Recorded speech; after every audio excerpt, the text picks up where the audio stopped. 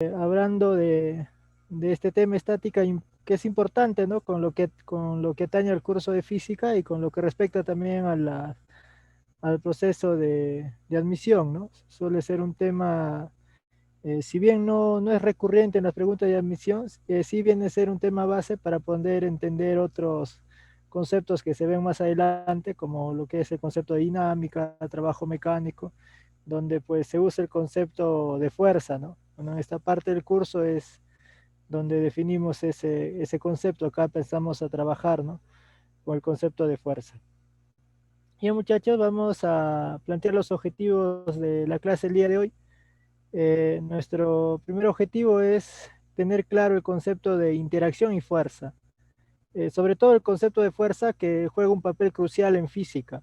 ¿De acuerdo? El concepto de fuerza es importantísimo, no solo porque nos ayuda a explicar el equilibrio de los cuerpos, sino porque nos va a ayudar a comprender fenómenos más complejos como lo que es como es el movimiento mecánico, ¿no? Entonces, al finalizar la clase, muchachos, ustedes deben tener claro, ¿no? Lo que es el concepto de fuerza, ¿no? Segundo objetivo, muchachos, es relacionarnos con las fuerzas que suelen aparecer con frecuencia en los sistemas mecánicos. En este caso son las denominadas fuerzas usuales de la mecánica, ¿no? Muchas de ellas tal vez no son familiares a nosotros, ¿no? Como la fuerza de gravedad, la fuerza elástica, la fuerza de tensión, la fuerza de reacción, ¿no? Esas son las famosas fuerzas usuales de la mecánica, las cuales pues debemos aprender a dibujarlas, ¿no? Saber en qué circunstancias se van a manifestar, ¿no? Entonces el segundo objetivo es conocer ello, ¿no? Entonces al finalizar la clase el día de hoy, muchachos, ustedes deben estar en condiciones de dibujar y saber en qué situaciones se manifiestan las fuerzas, ¿no? Como tercer objetivo, muchachos, es aplicar las condiciones de equilibrio a la solución de problemas, ¿no? En este caso particular vamos a estudiar la primera condición de equilibrio por ahora, ¿no? Y lo último, muchachos, también vamos a estudiar la interacción con superficies rugosas, en este caso que está relacionado a la fuerza de rozamiento, ¿no? Bien, muchachos, entonces ahí están nuestros objetivos. Acá nos muestran algunas imágenes referenciales. De hecho, que cuando nosotros hablamos de estática, inmediatamente a nosotros se nos vienen en mente los cuerpos estacionarios, ¿no? Los cuerpos que tienen estabilidad, ¿no? Eh, las leyes de la estática son importantes, muchachos, sobre todo en lo que es la construcción, ¿no? ¿De acuerdo? Todo lo que es infraestructura, muchachos, se apoyan, ¿no? En las leyes que nos plantea la estática, ¿no? Que es lo que nosotros vamos a estudiar el día de hoy. Bien, muchachos, empezamos entonces dando una idea general de lo que es la estática, ¿no? La estática, muchachos, es una rama de la física que se encarga de estudiar las condiciones para que se cumpla el equilibrio mecánico, ¿no? Eso es la estática, es una rama de la física que está orientada a eso, ¿no? Estudiar y comprender, ¿no? Las condiciones para el equilibrio mecánico. Claro, ¿no? Que para poder establecer estas condiciones que deben cumplirse, ¿no? Para que se dé el equilibrio mecánico, necesitamos de algunos conceptos importantes, como es el concepto de fuerza e interacción. ¿De acuerdo? Entonces, estos conceptos vamos a plantear. Vamos a darnos una idea de lo que es la interacción. A ver, la interacción en física, muchachos, suele darse de dos maneras. Una interacción directa, conocida como interacción por contacto, y hay una interacción indirecta que es conocida como interacción a distancia. ¿De acuerdo? Veamos un concepto de interacción por contacto. Por ejemplo, vemos a un boxeador golpeando un saco de arena. Acá hay una interacción, muchachos. Acá hay una interacción porque el boxeador se dice que acciona sobre el saco de arena, acciona. Y el saco de arena también acciona sobre el puño del boxeador, ¿no? Es evidente, muchachos, que cuando uno golpea una pared, se siente el golpe, ¿no? Si uno golpea una pared con mucha fuerza, van a sentir pues más dolor, ¿no? Entonces, eso es la idea de una interacción. Entonces, acá, muchachos, hay dos acciones. Una acción que ejerce el puño del boxeador al saco de arena y una acción que el saco ejerce al puño, ¿no? Hay dos acciones que se dan de forma simultánea, ¿no? O sea, en el momento que ustedes golpean el saco de arena, inmediatamente en ese momento sienten la acción del saco sobre el puño también. O cuando golpean, muchachos, un balón de fútbol también, ¿no? O sea, ustedes patean un balón de fútbol y inmediatamente en el contacto, ustedes sienten el contacto con el balón, ¿no? O sea, es esa percepción, ¿no? De que yo estoy en contacto con el balón, es la acción del balón sobre nuestro pie, ¿no? Y a la vez que hay una acción del balón sobre nuestro pie, también hay una acción del pie sobre el balón, ¿no? O sea, son acciones simultáneas lo que se da, ¿no? Entonces, muchachos, para poder de alguna u otra manera visualizar dichas acciones, lo que se hace es separar imaginariamente a los cuerpos en contacto, ¿no? Por un lado dibujo el saco de arena, por otro lado dibujo el boxeador, y bueno, vamos a representar las acciones, ¿no? Este boxeador acciona sobre el saco a la derecha, ¿no? Acciona sobre el saco a la derecha y el saco acciona sobre el puño a la izquierda, ¿de acuerdo? Entonces acá indicamos, ¿no? Esta es acción del puño sobre el saco o acción del guante sobre el saco y esta es la acción del saco sobre el guante, ¿no? O sobre el puño. O sea, son dos acciones mutuas. Como pueden observar, tienen orientación, ¿no? Uno va a la derecha, el otro va a la izquierda, ¿no? Esta línea que contiene dichas acciones suele llamarse línea de acción. Y acá lo que se observa pues es una acción mutua y simultánea, ¿no? Así como la persona acciona sobre el saco también acciona sobre la persona, ¿no? En forma general. Entonces, teniendo en cuenta esta idea, podríamos definir lo que es una interacción, ¿no? La interacción, muchachos, en física se entiende como la acción mutua que se da entre dos cuerpos, ¿no? Esa acción mutua es de forma simultánea y es lo que nosotros conocemos como interacción, ¿no? O sea, si a usted le preguntan qué es interacción, es la acción mutua entre dos cuerpos, ¿no? Esa es la, Eso es la interacción. ¿De acuerdo, muchachos? Entonces, ahí tenemos la concepción de interacción. Ojo, muchachos, que estas acciones que nosotros estamos indicando cuando hay una interacción tienen orientación, ¿no? Tienen orientación. Por ejemplo, acá una va a la derecha, la otra va a la izquierda. Aparte de tener orientación, deben tener cierta intensidad, ¿no? Eh, Ustedes pueden golpear el saco de forma débil o pueden golpearlo con mucha intensidad, ¿no? Entonces, estas acciones se diferencian, ¿no? En su dirección y en su intensidad, pues, ¿no? Eso hay que tener en cuenta, ¿no? Si yo quiero, muchachos, medir estas acciones, lo que nosotros hacemos es definir una magnitud física vectorial llamada fuerza, ¿no? La fuerza podríamos indicar como aquella magnitud física vectorial que mide la acción de un cuerpo sobre otro, ¿no? Eso sería la concepción de fuerza. Entonces, muchachos, entonces acá estamos dando la idea de fuerza y de interacción, ¿no? Lo voy a resumir de manera puntual, muchachos, para luego me puedan hacer algunas consultas o si no, continuar. Eh, una interacción, como había indicado, es la acción mutua entre dos cuerpos, ¿no?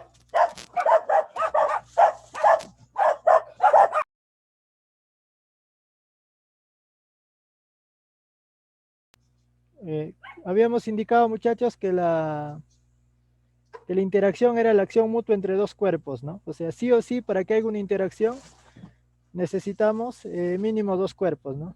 Mínimo dos cuerpos. Un cuerpo acciona sobre el otro, siempre es así. Si yo quiero medir esa acción, uso una magnitud vectorial llamada fuerza, ¿no? Necesariamente tiene que ser vectorial porque hay una orientación. Esas acciones son orientadas. Es por eso que necesariamente debe ser una magnitud vectorial. Esa magnitud vectorial se llama fuerza, ¿no? Su unidad en el sistema internacional, que es lo que nosotros generalmente trabajamos, es el Newton, pues, ¿no? Bien, muchachos, no sé si tienen alguna consulta referente a estas concepciones, definiciones, o todo está claro. ¿Todo bien, muchachos? ¿O hay alguna inquietud, duda? ¿Todo bien? ¿Todo excelente? Muy bien, entonces continuamos, muchachos. Vamos a definir la tercera ley de Newton. ¿No ven que acá hay una interacción, muchachos? Hay dos acciones, pues, ¿no? Una acción sobre el saco de arena, una acción sobre el guante. Hay dos acciones. La tercera ley de Newton, muchachos, a estas acciones, a una lo suele llamar fuerza de acción y a la otra lo suele llamar fuerza de reacción, ¿no? Siempre que hay una interacción deben aparecer esas dos acciones, necesariamente. Es por eso que cuando nosotros nos hablan del concepto de fuerza, debemos tener en cuenta que las fuerzas aparecen en pares, ¿no? Un par acción-reacción, así se dice. Entonces, por ejemplo, acá tenemos la interacción anterior, se tiene la separación imaginaria, acá está la acción del guante sobre el saco y esta otra fuerza sería la reacción del saco sobre el guante. O sea, ahí aparece un par de fuerzas. O sea, siempre que hay una interacción, aparece un par de fuerzas. Una es la fuerza de acción, la otra es la fuerza de reacción. Estas fuerzas, muchachos, tienen las siguientes características. Como ya habíamos mencionado, ¿no? Surgen en pares. O sea, siempre que hay una interacción, siempre aparecen dos fuerzas. Muchachos, otra característica importante es que esas fuerzas son colineales. ¿Qué quiere decir colineales? Que están contenidas en una misma línea de acción. Acá está, la fuerza de acción y la fuerza de reacción ven en una misma línea de acción. Entonces son fuerzas contenidas en una misma línea de acción o también llamadas fuerzas colineales. Son de misma intensidad, muchachos, misma intensidad o dicho de otro modo, de mismo módulo. ¿Qué quiere decir eso? Por ejemplo, si ustedes golpean un saco de arena con 100 newton, entonces la respuesta del saco sobre su puño también debe de ser de 100 newton. O sea, las fuerzas de acción y reacción en módulos son iguales. Pero sí son opuestas, ¿no? No son de misma dirección, son de direcciones opuestas. O sea, presentan el mismo valor, pero son de direcciones opuestas. Otro aspecto importante es que actúan en cuerpos diferentes. Una fuerza está sobre el saco, por ejemplo, y la otra está sobre el guante. Como las fuerzas actúan en cuerpos diferentes, sus efectos que generan también son diferentes, ¿de acuerdo? O sea, los efectos que se generan sobre el saco no son los mismos que se generan sobre el guante, ¿no? A pesar que es la misma interacción. ¿Por qué efectos diferentes? Porque actúan en cuerpos pues diferentes, ¿no? Es como cuando hay una colisión de un auto con una pared. Cuando colisiona un auto con una pared, las paredes prácticamente quedan intactas, ¿no? Mientras que el auto queda todo abollado, ¿no? Todo aplastado. A pesar de que en esa colisión sobre ambos cuerpos, o sea, sobre la pared y sobre el auto, actuado fuerzas de mismo valor, los efectos son diferentes, ¿no? Entonces, eso hay que tener en cuenta, ¿no? Todas estas características es conocida como la tercera ley de Newton, ¿no? La ley de acción y reacción. ¿De acuerdo, muchachos? Entonces, ahí estamos indicando lo que es la tercera ley de Newton. ¿Alguna consulta, muchachos, sobre esta tercera ley? ¿O queda claro la parte conceptual? ¿Qué dicen, muchachos? ¿Todo bien?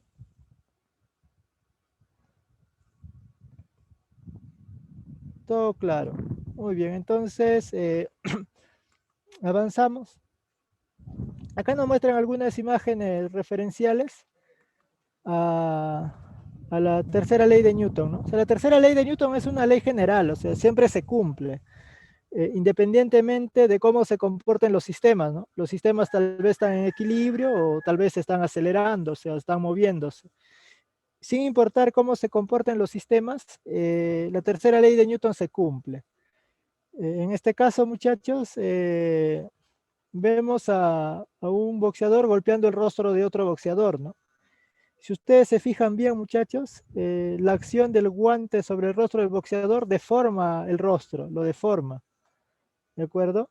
Pero si se fijan en el guante, muchachos, el guante también se deforma el guante, ¿de acuerdo? O sea, se deforman ambos. ¿Por qué? Porque no solo está la acción del guante sobre el rostro, sino la acción del rostro también sobre el guante. Acción-reacción. Muchachos, otro aspecto que se basa en la tercera ley de Newton es la propulsión de los cohetes, ¿no?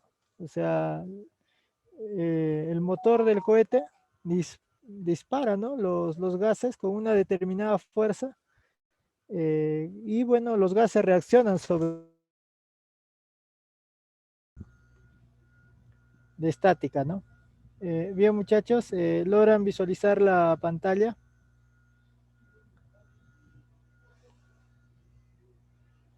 Sí se visualiza, ¿no? Muy bien, excelente. Bien, muchachos, vamos a indicar entonces algunas fuerzas usuales que aparecen en la mecánica. Ya debemos tener claro que las fuerzas se manifiestan en pares, o sea, si ustedes dibujan una fuerza, esta fuerza sí o sí debe tener su reacción, ¿no? Nosotros particularmente solemos dibujar de esas dos fuerzas que aparecen, solemos dibujar una sola fuerza nada más porque solemos analizar un solo cuerpo, no analizamos los dos, ¿no? En caso quisieran analizar los dos cuerpos, se hace la separación imaginaria. Entonces, veamos muchachos algunas fuerzas usuales que se manifiestan en la mecánica. Una de ellas, muchachos, es la fuerza de gravedad, que es una fuerza que todos tenemos idea de ella, ¿no? Es la fuerza con la cual la Tierra nos atrae hacia su centro. Esa es la fuerza de gravedad.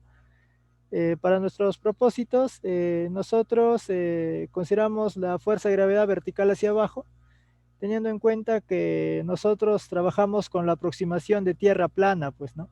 O sea, las dimensiones con las cuales trabajamos son tan pequeñas en comparación con la Tierra que la percepción que uno tiene de la Tierra es una superficie plana, ¿no? No notamos la curvatura de la Tierra. En esas condiciones, la aceleración de la gravedad se considera vertical hacia abajo y en esa misma dirección la fuerza con la cual la Tierra atrae a los objetos, ¿no? Entonces acá vemos una piedra, muchachos, que se suelta de una determinada altura. Nosotros sabemos que esa piedra comienza a caer. La fuerza responsable de esa caída es la fuerza de gravedad, fuerza vertical hacia abajo. En general, esa fuerza de gravedad en realidad está apuntando al centro de la Tierra, ¿no? O sea, por ejemplo, se ve una nave espacial orbitando la Tierra y la fuerza, ¿no? Con la cual se atrae al centro es la fuerza de gravedad, ¿no? Ahí está la fuerza de gravedad. ¿Ve? Así como la Tierra atrae a la nave, deben tener en cuenta que la nave también atrae a la Tierra, pues, ¿no? Principio de acción y reacción, ¿no? ¿De acuerdo? Principio de acción y reacción. O sea, esas dos fuerzas son el par acción-reacción. Eso debemos tener en cuenta, ¿no? O sea, acá hay una interacción entre la nave y la Tierra. Como pueden observar, es una interacción a distancia. A pesar que la interacción es a distancia, la tercera ley de Newton se cumple. Y claro, así como la Tierra atrae a la nave también atrae a la Tierra.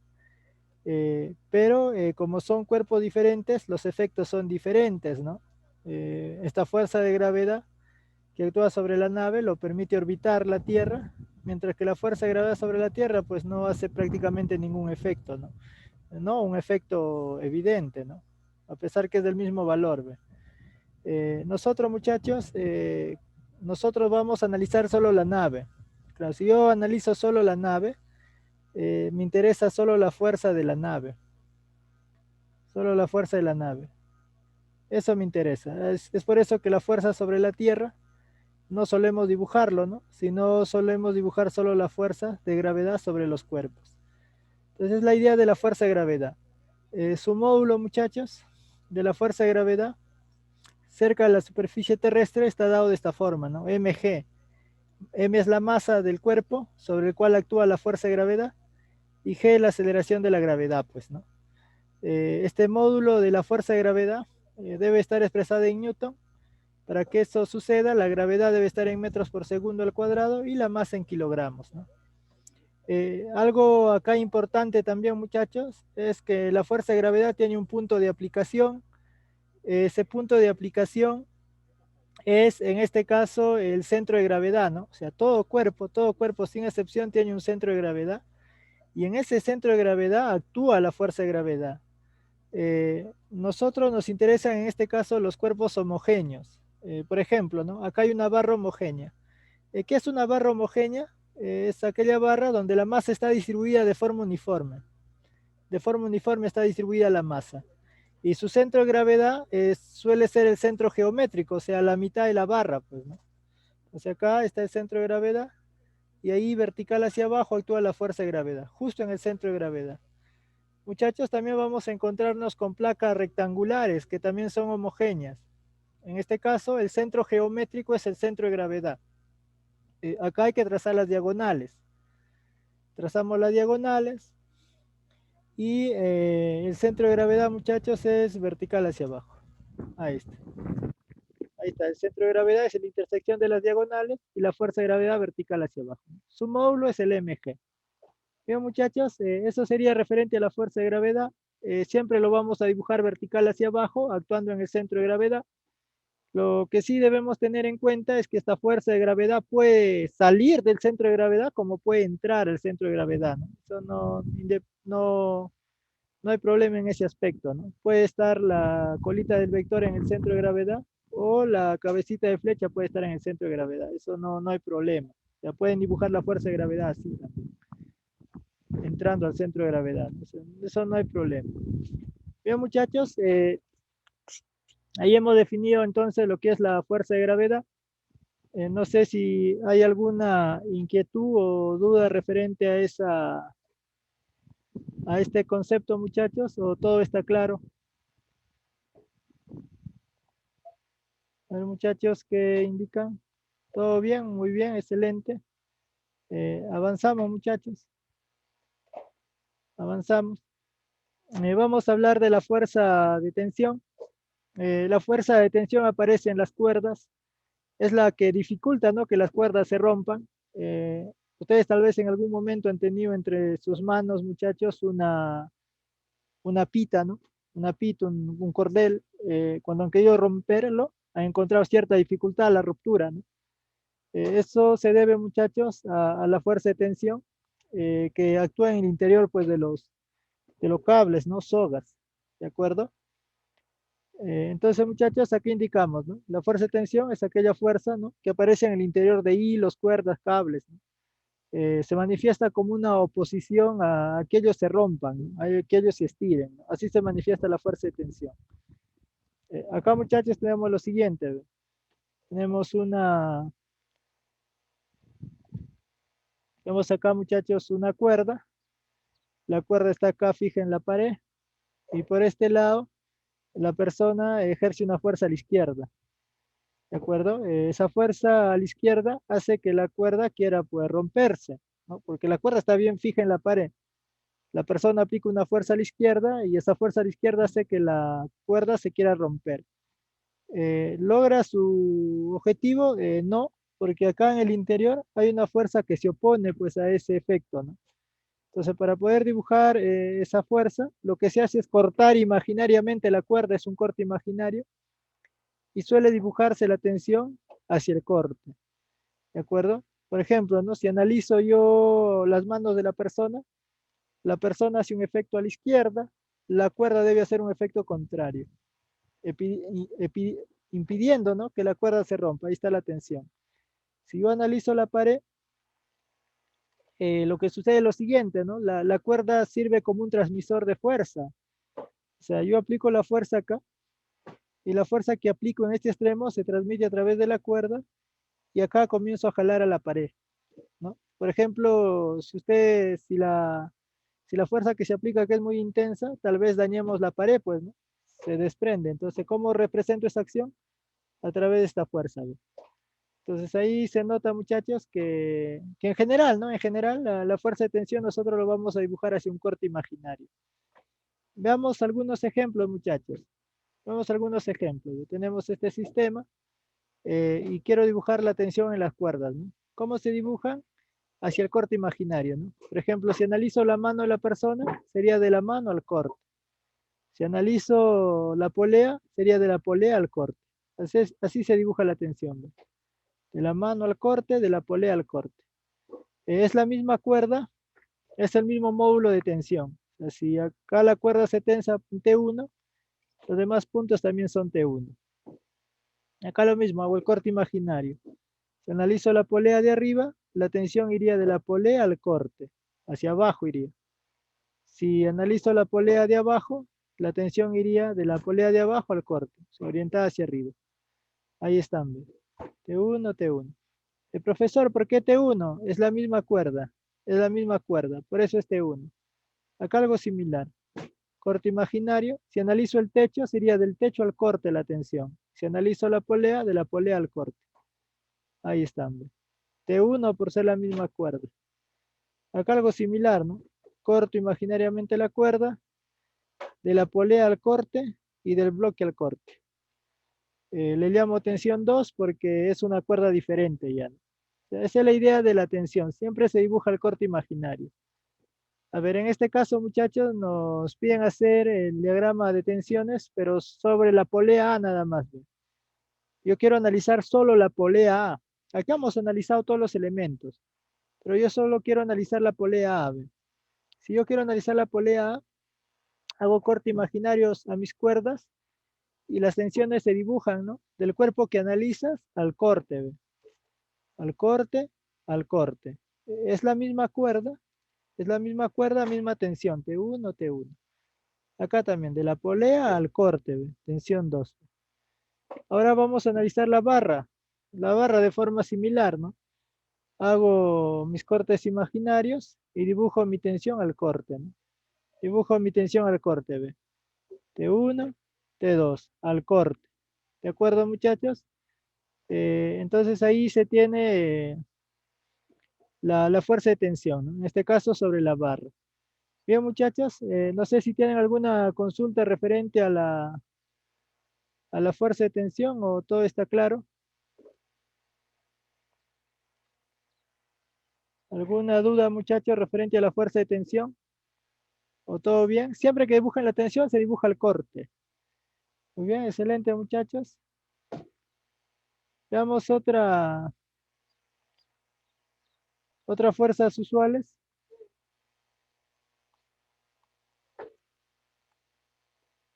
Veamos la fuerza elástica, muchachos. La fuerza elástica es una fuerza que aparece en los cuerpos elásticos. Eh, Esta fuerza elástica da capacidad a los cuerpos de recuperar su forma luego de una deformación.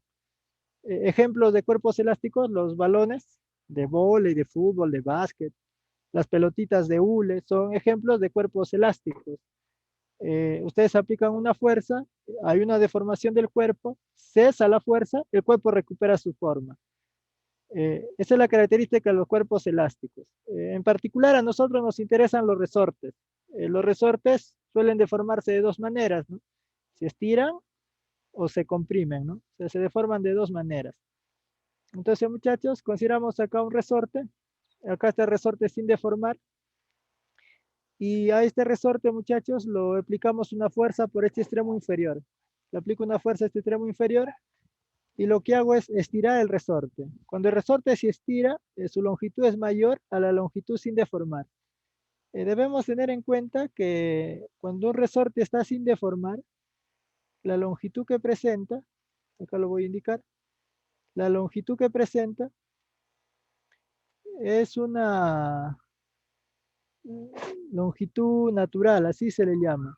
Lo represento de esta forma. O sea, la longitud que presenta el resorte antes de ser estirado, o en general, antes de ser deformado, se llama longitud natural. Cuando el resorte tiene una longitud mayor a la natural, el resorte está estirado. En este caso podemos ver que se ha estirado esta longitud X1. Entonces, yo he estirado el resorte. Cuando el resorte se estira, en su interior se manifiesta una fuerza, que es conocida como la fuerza elástica. ¿Qué hace esta fuerza elástica? Esta fuerza elástica lo que va a hacer es que el resorte recupere su forma. O sea, si yo he estirado el resorte hacia abajo, para que el resorte recupere su forma, tendría que regresar hacia arriba. Entonces, muchachos, esa fuerza elástica apuntaría hacia arriba, pues tiene que hacer regresar. En contra de la deformación, ¿ve? Deformas hacia abajo, hacia arriba la fuerza elástica, opuesta a la deformación. Se demuestra, muchachos, que el valor de esa fuerza elástica suele ser mayor cuando la deformación es mayor. Eso ustedes lo pueden notar, por ejemplo, con una liga, ¿no? A veces en secundaria, ¿no? Sobre todo, había compañeros que llevaban una liga y les gustaba golpear, ¿no? Cuando querías golpearlo más fuerte, estirabas la liga con mayor longitud. Cuando soltabas, el golpe era más fuerte. ¿Por qué? Porque esta fuerza elástica solía ser de mayor valor también. O sea, cuando mayor es la deformación, mayor es la fuerza elástica, ¿no? Acá hemos deformado hacia abajo, la fuerza elástica es hacia arriba, opuesta a la deformación. Algo similar cuando comprimimos, ¿no? O sea, el resorte se comprime cuando, cuando la longitud del resorte es menor a la natural, ¿no? En este caso lo he deformado hacia arriba, la fuerza elástica apuntaría hacia abajo, ¿no? Opuesta a la deformación. Esa es la característica de la fuerza elástica, en todo momento opuesta a la deformación. En general, muchachos, la deformación de un resorte suele denotarse con la letra X. Se cumple lo siguiente, ¿no? Que a mayor deformación, mayor es el módulo de la fuerza, o sea, hay una relación directamente proporcional. Cantidades que son directamente proporcionales se dividen y ello debe ser igual a una constante de proporcionalidad, ¿no? La fuerza elástica entre X es igual a una constante. Esta constante de proporcionalidad es una propiedad asociada a los resortes, llamada constante rigidez, ¿no? La deformación lo paso a multiplicar. El módulo de mi fuerza elástica queda acá por X. Acá es la constante rigidez, X la deformación. Y bueno, ahí tenemos, muchachos, la ley de Hooke, así se le conoce, ¿no? Como la ley de Hooke. Fuerza elástica K por X. Lo que habíamos indicado, la constante K es la constante rigidez, pues, ¿no? Constante elástica también lo llaman. Constante de Hooke también lo conocen. ¿De qué depende? Del material del que está hecho el resorte y de la longitud también que tiene el resorte. ¿De qué longitud? De la longitud natural. Acá vamos a indicar, muchachos, el L sub 0 es la longitud natural.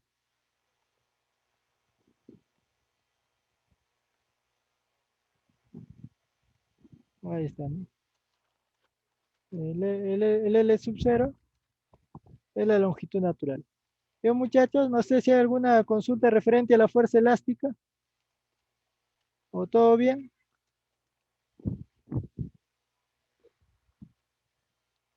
A ver, muchachos, ¿qué dicen referente a la fuerza elástica? ¿Si entiende la idea?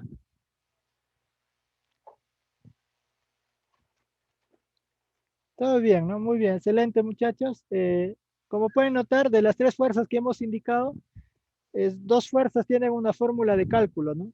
La fuerza de gravedad, que era el mg, en cualquier circunstancia es así, se calcula así, mg, y la fuerza elástica, que es k por x, ¿no? Constante rigidez por deformación. La tensión, su valor, no tiene una fórmula de cálculo especial, depende de las condiciones del problema. Y, y bueno, hay instrumentos de medida, ¿no? Que suelen usarse para medir fuerzas también, como los dinamómetros. Continuamos, muchachos. Vamos a hablar de la... vamos a indicar acá algunas observaciones referente a la fuerza elástica. La interpretación, ¿no? De la constante rigidez. O sea, ¿qué nos indica la constante? Por ejemplo, ¿qué indica una constante de 200 newton por centímetro? La interpretación es la siguiente, ¿no? A nosotros lo que nos está indicando esta constante es que para deformar un centímetro, como máximo debo aplicarle 2 newton. Para deformar un centímetro nada más, como máximo debo aplicarle 2 newton. Porque si le aplico una fuerza mayor a los 2 newton para deformar un centímetro, el resorte se va a malograr, ¿no? Sus propiedades elásticas se pierden. Entonces, la constante rigidez más o menos nos indica la fuerza, ¿no? Máxima que puede soportar un resorte sin que se malogre. En este caso, 2 newton por cada centímetro. ¿De acuerdo? O sea, podemos aplicar 2 newton para deformar cada centímetro, ¿no? Del resorte. Si le aplicas una fuerza mayor, el resorte se va a malograr. Por acá nos dan una equivalencia. 2 newton por centímetro es lo mismo que decir 200 newton por metro. La conversión es por 100, ¿no? Como pueden notar ahí, ¿no? Por acá otra observación. Dice, ¿qué pasaría si cortamos el resorte? Bueno, cuando cortamos el resorte, muchachos, la constante de rigidez va a cambiar su valor. La experiencia demuestra, muchachos, que es más difícil de formar un resorte de tamaño pequeño que un resorte de tamaño grande. Eh, entonces, hay una relación inversa entre la longitud y la constante de rigidez. Claro, pues a menor longitud, la resistencia del resorte suele ser mayor, o sea, una relación inversa. Entonces, acá tenemos, muchachos, un resorte cuya constante de rigidez es 400 newton por metro. El resorte tiene una longitud de 30 centímetros y le partió por la mitad. Tengo una porción de 15 centímetros, tengo una porción de 15 centímetros por acá. Los resortes son del mismo tamaño, deben tener la misma constante de rigidez, pero no vale 400. Si no, muchachos, como hay una relación inversa con la longitud, como la longitud ha disminuido, esta constante de rigidez debe haber aumentado su valor. Lo que sí tendríamos que ver es cómo ha disminuido la longitud. Mira, acá mide 30 centímetros, acá mide 15, o sea, se ha reducido a la mitad la longitud. O sea, se ha dividido entre 2 la longitud. Como la constante es inversa a la longitud, o sea, si la longitud se divide entre 2, la constante se hace la operación inversa, o sea, se tendría que multiplicar entre 2. Cuando las cantidades son inversamente proporcionales, se comportan de esa manera, ¿no? Si una de las cantidades se divide entre un valor, la otra se multiplica por el mismo valor. En este caso, la longitud se ha dividido entre 2. Si la longitud se ha dividido entre 2, la constante tendría que multiplicarse por 2. Sería 400 por 2 y ahí obtendríamos K1 que vale 800, ¿no? O lo otro es apoyarse en la regla de las magnitudes inversamente proporcionales. Pues, ¿no? Dos magnitudes inversamente proporcionales, su producto es constante, ¿no? Podríamos indicar lo siguiente, ¿no? 400 por 30 debe ser igual a K1 por 15. Y bueno, sale 800 también. Bien, muchachos, es ahí algunas observaciones referente a la fuerza elástica. No sé si tienen alguna inquietud, muchachos, referente a estas observaciones, o todo bien, todo claro. ¿Qué dicen, muchachos?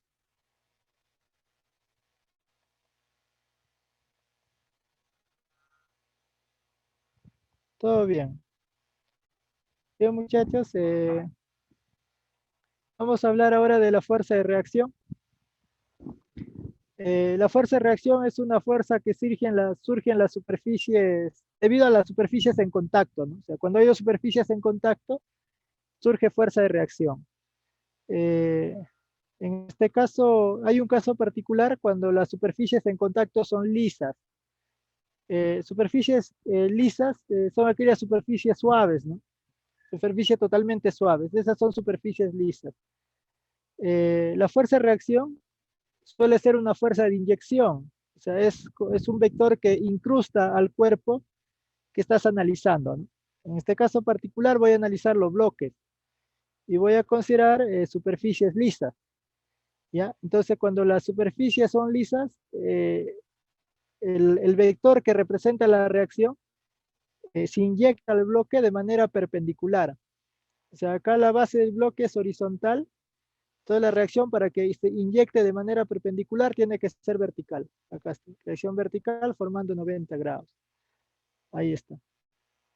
Perpendicular. ¿Por qué perpendicular? Porque la superficie es lisa. Inyectando el bloque, como pueden observar, es como ese vector estuviera incrustándose en el bloque. Acá algo similar, ¿no? Tenemos el bloque apoyado sobre esta superficie inclinada, lisa también. Entonces se dibuja la reacción inyectando el bloque, o sea, hacia el bloque, pero formando 90 grados. 90 grados. Esto sucede, muchachos, cuando las superficies son lisas. ¿De acuerdo? Son lisas. En un caso particular, esta fuerza de reacción se dice que es igual a la normal, ¿no? En algunos textos de física, ustedes van a encontrar que le llaman normal, ¿no? Pero el nombre general, el nombre genérico es en realidad la reacción, porque más adelante vamos a ver que la normal es una componente, ¿no? Pero normal, valga la redundancia, normal lo pueden llamar normal, pues, no hay problema.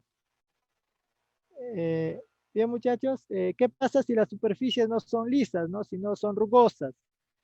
Cuando las superficies son rugosas, ahí la reacción sí tiene una desviación, ¿no? O sea, no es perpendicular al bloque, o sea, es inyectando al bloque, o sea, sigue inyectando, sigue entrando al bloque, pero no es, ya no de forma perpendicular, ¿no? Sino con una dirección arbitraria. ¿Qué es lo que se hace para poder dibujar la reacción? Lo que se hace es trazar la línea perpendicular al bloque, pues, ¿no? Perpendicular en realidad a las superficies en contacto. Esa línea perpendicular a las superficies en contacto suele llamarse línea normal. Ya, si las superficies fueran lisas, la reacción estaría contenida en esas líneas, ¿no? De ahí que en este caso particular suelen llamarle normal a la reacción. Si las superficies fueran lisas, estarían contenidas en estas líneas la reacción. Pero como no es, como las superficies son rugosas, entonces la reacción en realidad está desviada de esta normal. ¿Cómo se dibuja esta reacción? Se dibuja orientada de manera opuesta al deslizamiento, ¿no? Este bloque está deslizando hacia la derecha, mi reacción la dibujaría orientada a la izquierda. En este caso, el bloque tiene tendencia a ir hacia abajo, mi reacción lo oriento hacia arriba, ¿no? Opuesta a la tendencia a deslizar. Y ahí tendríamos la reacción, ¿ve? Desviada de la normal, ¿ve? No forma 90 grados, ¿ya? ¿De acuerdo? Eso cuando las superficies son lisas. Esto de acá lo vamos a detallar mejor cuando hablemos de la fuerza de rozamiento, ¿no? Porque esta desviación se debe a la existencia de rozamiento, ¿no? Acá nos dan algunos ejemplos. Dice, vamos a hacer la representación de la reacción sobre la esfera, muchachos. Sobre la esfera. ¿Ve? Acá tenemos la esfera. Está en contacto. ¿Con cuántas superficies está en contacto la esfera, muchachos? ¿Con cuántas superficies? Porque de acuerdo a la cantidad de superficies en contacto son las fuerzas de reacción que se dibujan, ¿no? Si ustedes se fijan en la esfera, muchachos, la esfera está en contacto con tres superficies, ¿no? Claro, tres superficies. La superficie vertical, la superficie horizontal y con la superficie del bloque, ¿no? O sea, está en contacto con tres superficies, son tres reacciones. Si yo estoy analizando la esfera, debe ser una esfera, deben ser reacciones entrando a la esfera, ¿de acuerdo? Entonces, por acá, una reacción entrando a la esfera, ¿ve? Por acá una reacción entrando a la esfera, ¿ve? Y por acá una reacción también entrando a la esfera. Si las superficies son lisas, sería 90 grados, 90 grados. ¿De acuerdo? Entonces, esa es la idea, ¿no? Ahí está, ¿no? Reacción, lisa, lisa, están considerando la esfera, mira, la están dibujando perpendicular. Acá otra reacción, perpendicular. Y acá otra reacción, perpendicular. Como pueden observar, inyectando a la esfera. Inyectando a la esfera. Ahí está. Muy bien, muchachos, ahí está la reacción sobre la esfera. A ver, respecto al bloque, ¿cuántas fuerzas de reacción hay sobre el bloque? Solo fuerza de reacción, hijos, ¿eh? Solo fuerza de reacción. ¿Cuántas fuerzas de reacción hay sobre el bloque? Dos, ¿no? Excelente, sí. Sobre el bloque sí hay dos nada más. Está en contacto con la superficie de la esfera y con esta superficie vertical. Solo hay dos. En este caso se dibujaría entrando al bloque, perpendicular si es liso, y acá entrando al bloque también, ¿no? Perpendicular porque es liso. Ahí está, ¿no? Ahí dibujamos, ¿ve? Acá está la reacción perpendicular. Acá, muchachos, esta es la fuerza que el bloque ejerce a la esfera, ¿ve? R3. La esfera reacciona sobre el bloque, acá está, y debe ser del mismo valor, pues si es R3, el de acá es R3. Bueno, por acá un R4, ¿no? Esa reacción sí es diferente. Y ahí se tiene el DCL de, bueno, las reacciones, ¿no? Sobre ambos cuerpos, ¿no? Ojo que se está considerando liso, ¿no? Está considerando esfera lisa. No lo indican en el problema, así que lo voy a indicar acá, liso. Y se está considerando también bloque liso, ¿no? Para que las reacciones sean perpendiculares, pues, ¿no? O sea, basta que una de las superficies sea lisa para que la reacción sea perpendicular. O sea, una basta, ¿no? No necesariamente las dos, una nada más basta para que la reacción sea perpendicular. Bien, muchachos, no sé si hay alguna inquietud.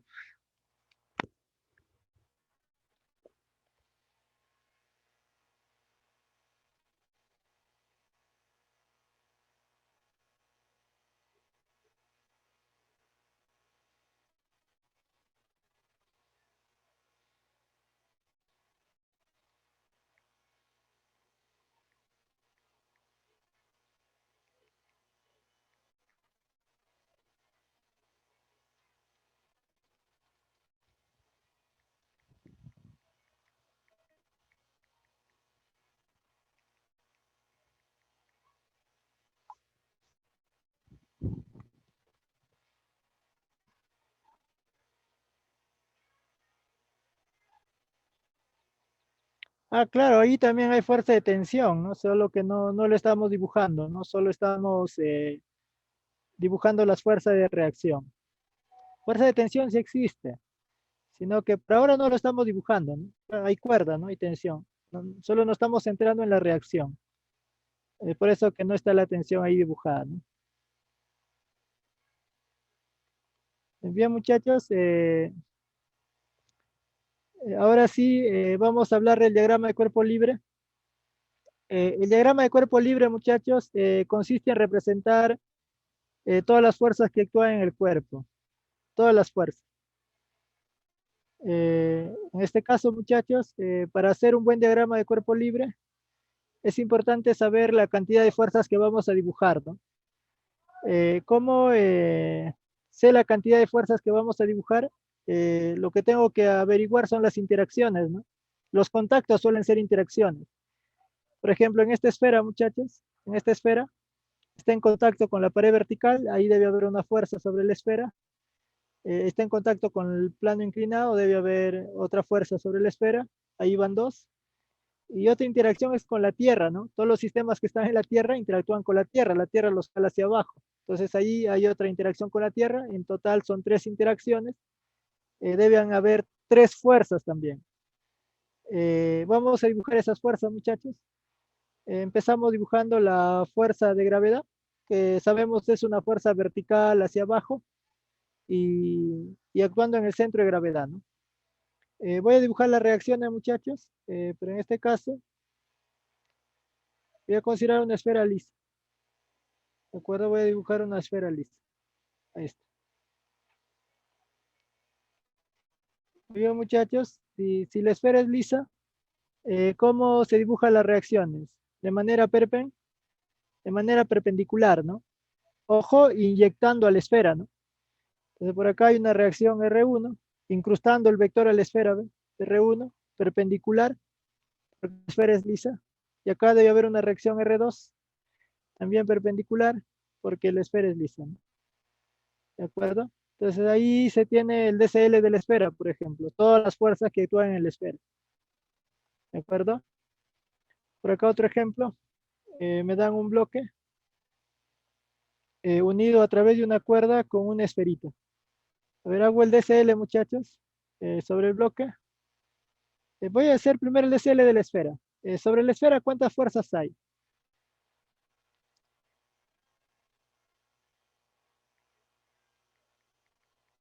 ¿Cuántas fuerzas hay sobre la esfera?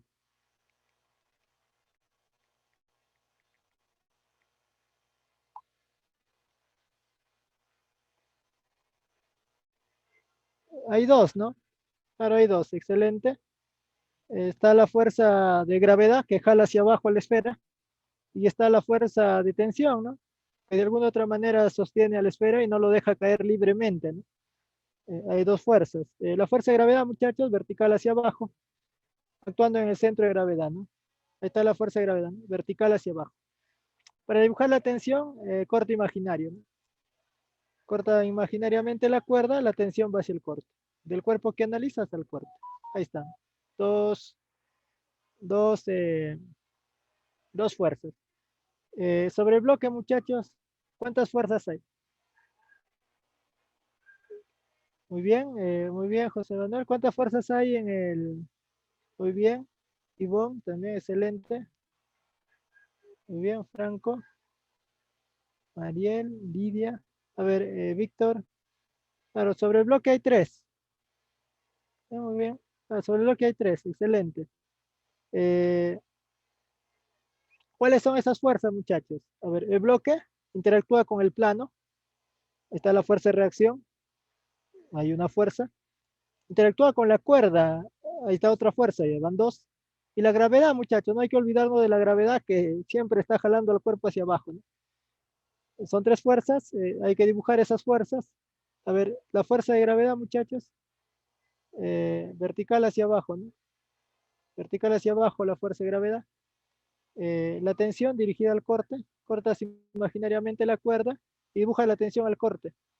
Muchachos, es la misma cuerda, la misma tensión, pues si acá nos tensamos con T, acá también, ¿no? Y acá la reacción, muchachos, que sería perpendicular o inclinada. ¿Cómo sería la reacción en esta situación? Muchachos, ¿cómo sería la reacción? ¿Inclinada o perpendicular? Tendría que ser, claro, es rugosa la superficie, ¿no? Cuando era lisa, cuando eran lisas las superficies, era perpendicular, ¿ve? Pero si hay rugosidad ya, ya tendría que ser inclinada, ¿no? Opuesta al posible deslizamiento, o sea, inclinada a la izquierda. Ahí está la reacción, ¿no? ¿De acuerdo? Claro, la reacción se dibuja perpendicular si es que es lisa la superficie, ¿no? Perpendicular si es liso, ¿no? Si no, hay que dibujarla con desviación de la normal. O sea, esta es la normal, es la perpendicular, pues, al bloque, ¿no? Ustedes trazan esto de acá, y ahí hay una, está perpendicular y ahí está la reacción, ¿no? Desviada de esa normal. ¿Bien, muchachos? Ahí está, ¿no? La reacción desviada de esa normal. Muy bien, ahí está, muchachos, el DCL, ¿no? Completo de los tres, de los dos cuerpos, tanto el bloque como la esfera. Ejemplo 3, muchachos. Acá vamos a analizar al sistema. Acá algo interesante, el sistema. El sistema, muchachos, está constituido en este caso por este bloque, esta cuerda vertical, esta otra cuerda vertical y esta cuerdita de acá. Ese es el sistema. Ese sistema está suspendido ahí. Voy a hacer el DCL sobre el sistema. A ver, en primer lugar, muchachos, cuando uno analiza un sistema, las fuerzas que están dentro del sistema no se dibujan. Eh, Dentro de nuestro sistema están estas tres cuerdas, ¿ve? La que las voy a resaltar acá. Dentro de nuestro sistema están estas tres cuerdas. Ahí ven, la que estoy resaltando. Esas tres cuerdas están dentro de nuestro sistema. Esas cuerdas, de hecho, que están tensas. Hay tensión entre esas cuerdas. Pero como están en el interior del sistema, son parte de mi sistema, ya no lo dibujo ya. Ya no lo dibujo porque son parte del sistema. ¿Qué fuerza vamos a dibujar? Las que están afuera del sistema. Estas cuerdas están fuera. Entonces debo dibujar esas tensiones. Y ojo, la Tierra, pues la Tierra está fuera del sistema, ¿no? La Tierra jala más bien ese sistema hacia abajo. Son tres fuerzas en total. La fuerza de gravedad sobre el sistema, la tensión de estas cuerdas, ¿no? Este, T1 para ese lado y T2 para este otro lado. Dirigidas al corte, dirigidas al corte. ¿Ya, muchachos? Ahí está. No sé si hay alguna consulta referente al sistema. Está constituido, pues lo voy a indicar, muchachos, por estos bloques. El sistema está así. Ese único sistema se considera como si fuera un solo cuerpo. ¿De acuerdo? Se considera como si fuera un solo cuerpo. Es como si todos estuvieran formando uno solo. Como si tuvieran un cuerpo de esa forma, ¿no? Es como si tuvieran un cuerpo de esa forma. Así, ¿no? Más o menos así, ¿no? Entonces, dentro de ese sistema están las cuerdas. De hecho, que esas cuerdas están tensas, pero al estar dentro del sistema, entonces la fuerza de tensión ya no lo dibujo porque está dentro. ¿De acuerdo? Esa es la razón. ¿De acuerdo? No sé si hay alguna inquietud adicional, muchachos.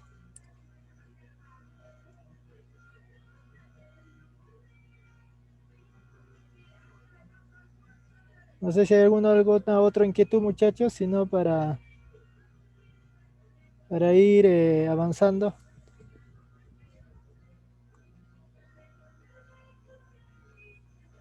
Ahí está. Bien, muchachos, vamos a hablar ahora del equilibrio de traslación. El equilibrio de traslación es aquel equilibrio, muchachos, donde la velocidad del cuerpo es cero, o sea, está en estado de reposo, o experimenta un MRU. A eso se le llama equilibrio de traslación. En el caso del reposo, o sea, donde la velocidad es cero, a eso se le conoce como equilibrio estático. Si hacemos el DCL del cuerpo, ahí estaría actuando la fuerza de gravedad vertical hacia abajo. Bueno, estaría la fuerza de reacción normal hacia arriba. Necesariamente esta reacción debe ser hacia arriba porque como el sistema está en reposo, las fuerzas que actúan en el cuerpo como si se estuvieran compensando, o sea, no hacen ningún efecto, ¿no? Y es por eso que el cuerpo se queda en esa posición. Entonces, para que se garantice este reposo, estas dos fuerzas en módulo deben ser iguales, ¿no? Deben ser iguales, o sea, la fuerza de gravedad y R son iguales en esa situación. ¿De acuerdo? En el equilibrio cinético, que es en el caso del MRU, o sea, movimiento a velocidad constante, se cumple lo mismo, ¿no? O sea, acá tenemos el bloque, se está deslizando sobre una superficie lisa. Ya, si hago el DCL, acá estaría la fuerza de gravedad vertical hacia abajo y la reacción perpendicular también, ¿no? A las superficies en contacto por ser lisa. En este caso, muchachos, también, ¿no? O sea, como el movimiento solo es horizontal, estas fuerzas no hacen ningún efecto, por lo tanto deben anularse, y para que se anulen pues deben ser opuestas, como se observa, pero de igual módulo también, ¿no? Y se cumple lo mismo que en el caso anterior, ¿no? La reacción es igual a la fuerza de gravedad. Esto matemáticamente implica que la fuerza que actúa en los cuerpos vale cero, ¿no? En total. Entonces la primera condición de equilibrio plantea ello, ¿no? Si un cuerpo se encuentra en reposo o experimenta un MRU, entonces la fuerza resultante, porque estoy hablando ya de la fuerza total, debe ser cero, ¿no? Debe ser cero. Eso es de forma vectorial, ¿no? O sea, sobre un cuerpo actúan varias fuerzas, pero como el sistema está en equilibrio de traslación, entonces la fuerza resultante es cero. De manera práctica suele trabajarse de esta forma, ¿no? Suma de fuerzas a la derecha igual a suma de fuerzas a la izquierda, si es que trabajamos en la horizontal. Suma de fuerzas hacia arriba igual a la suma de fuerzas hacia abajo, si es que trabajamos en la vertical, ¿no?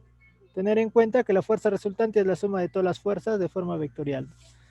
Esta es la regla práctica. Eso es lo que nos plantea la primera condición de equilibrio, ¿no? Veamos por acá algunos casos particulares, muchachos. A nosotros nos preguntan en qué punto se debe dibujar la fuerza de gravedad para que la barra se encuentre en equilibrio, ¿no?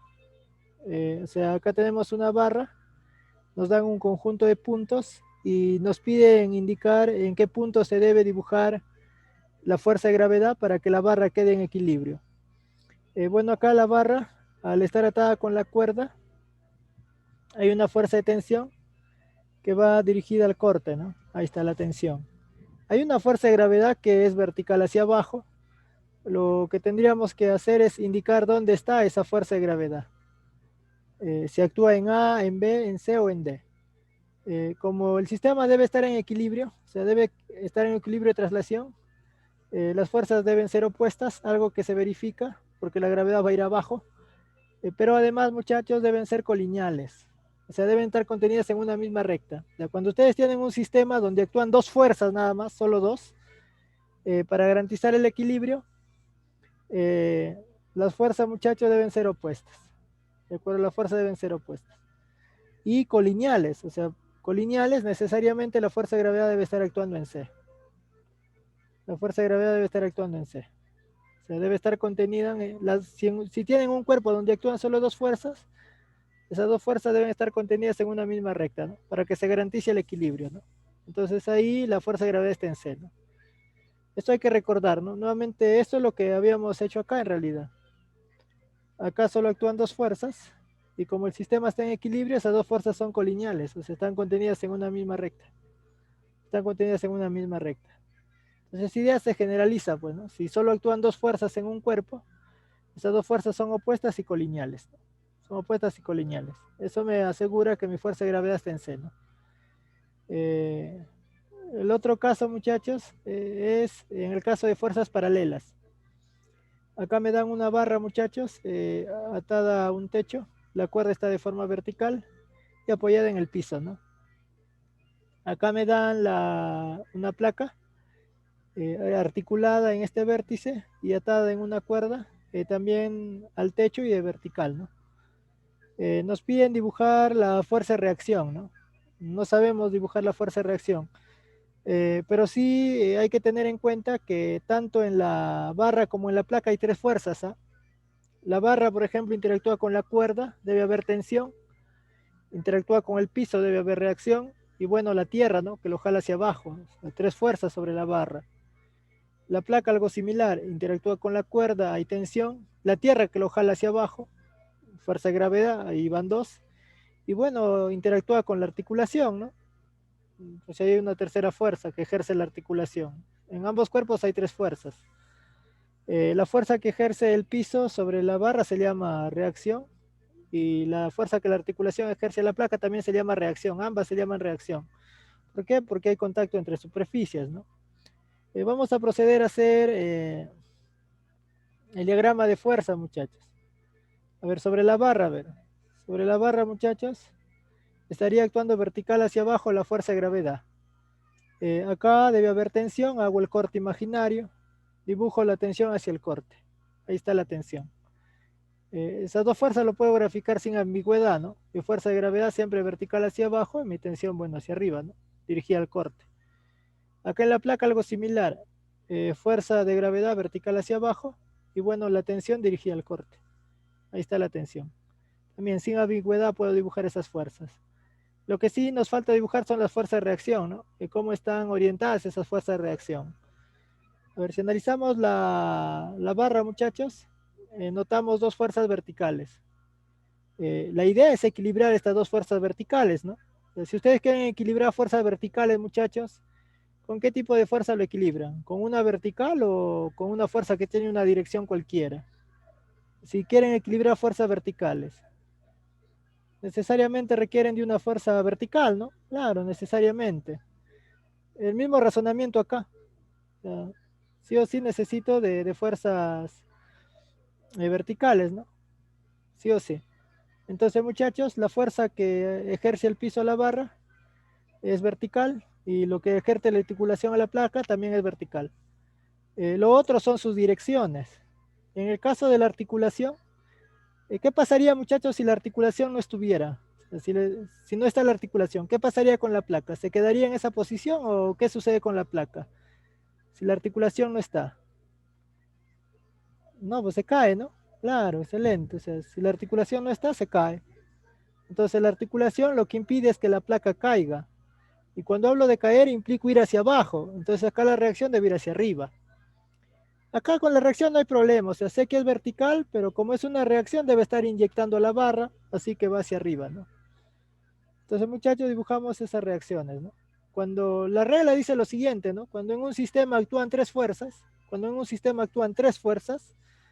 y dos de ellos son paralelos, la tercera necesariamente es paralela. Entonces acá tengo dos fuerzas, son verticales, necesariamente la tercera fuerza es vertical. Y su orientación, ya lo hemos indicado, acá la reacción inyectando la barra y acá orientado hacia arriba porque impide que la barra caiga, ¿no? Eso es lo que se cumple, muchachos, en la parte de estática, ¿no? No sé si hay alguna consulta referente a estos casos, muchachos, o alguna inquietud referente a esos casos.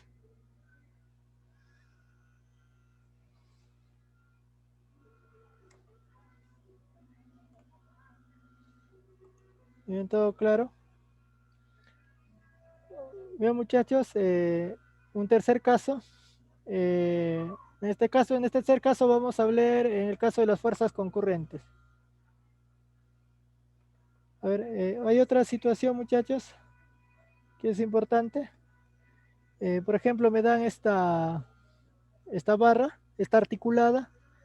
Acá tengo la cuerda. Y me piden dibujar la reacción, ¿no? O sea, la fuerza que la articulación ejerce a la barra. Acá hay dos fuerzas que se pueden dibujar sin ninguna ambigüedad. La fuerza de gravedad, que es vertical hacia abajo, y la tensión que va al corte. Estas dos fuerzas lo podemos dibujar. Ahí está, ¿ve? La fuerza de gravedad vertical hacia abajo. Corto imaginariamente acá la cuerda. Y la tensión pues va al corte, ¿no?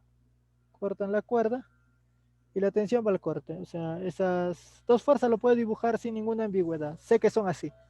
La tensión al corte y la fuerza de gravedad vertical hacia abajo. Lo que falta es la reacción. Ya, muchachos, a diferencia del caso anterior, en el caso anterior la fuerza de tensión y la gravedad salían paralelas, ¿no? Ambas salían verticales. Acá no sucede ello, ¿no? Tienen direcciones distintas, no son paralelas. Entonces, cuando los sistemas están en equilibrio, Cuando no hay fuerzas paralelas, hay fuerzas concurrentes. Eso es lo que se dice. ¿Y qué quiere decir concurrentes? Que si yo trazo las rectas que contienen a las fuerzas, esas rectas deben cortarse en un punto. En un punto. Por eso se llaman concurrentes. Y este es el caso, pues. O sea, acá tengo fuerzas que no son paralelas, no son paralelas. Deben ser concurrentes. Entonces busco la concurrencia. Trazo la recta que contiene a la gravedad, trazo la recta que contiene a la tensión y veo que se cortan en este punto. Así que la recta que contiene a mi reacción debe pasar por este punto y necesariamente por la articulación, porque ahí se da la interacción.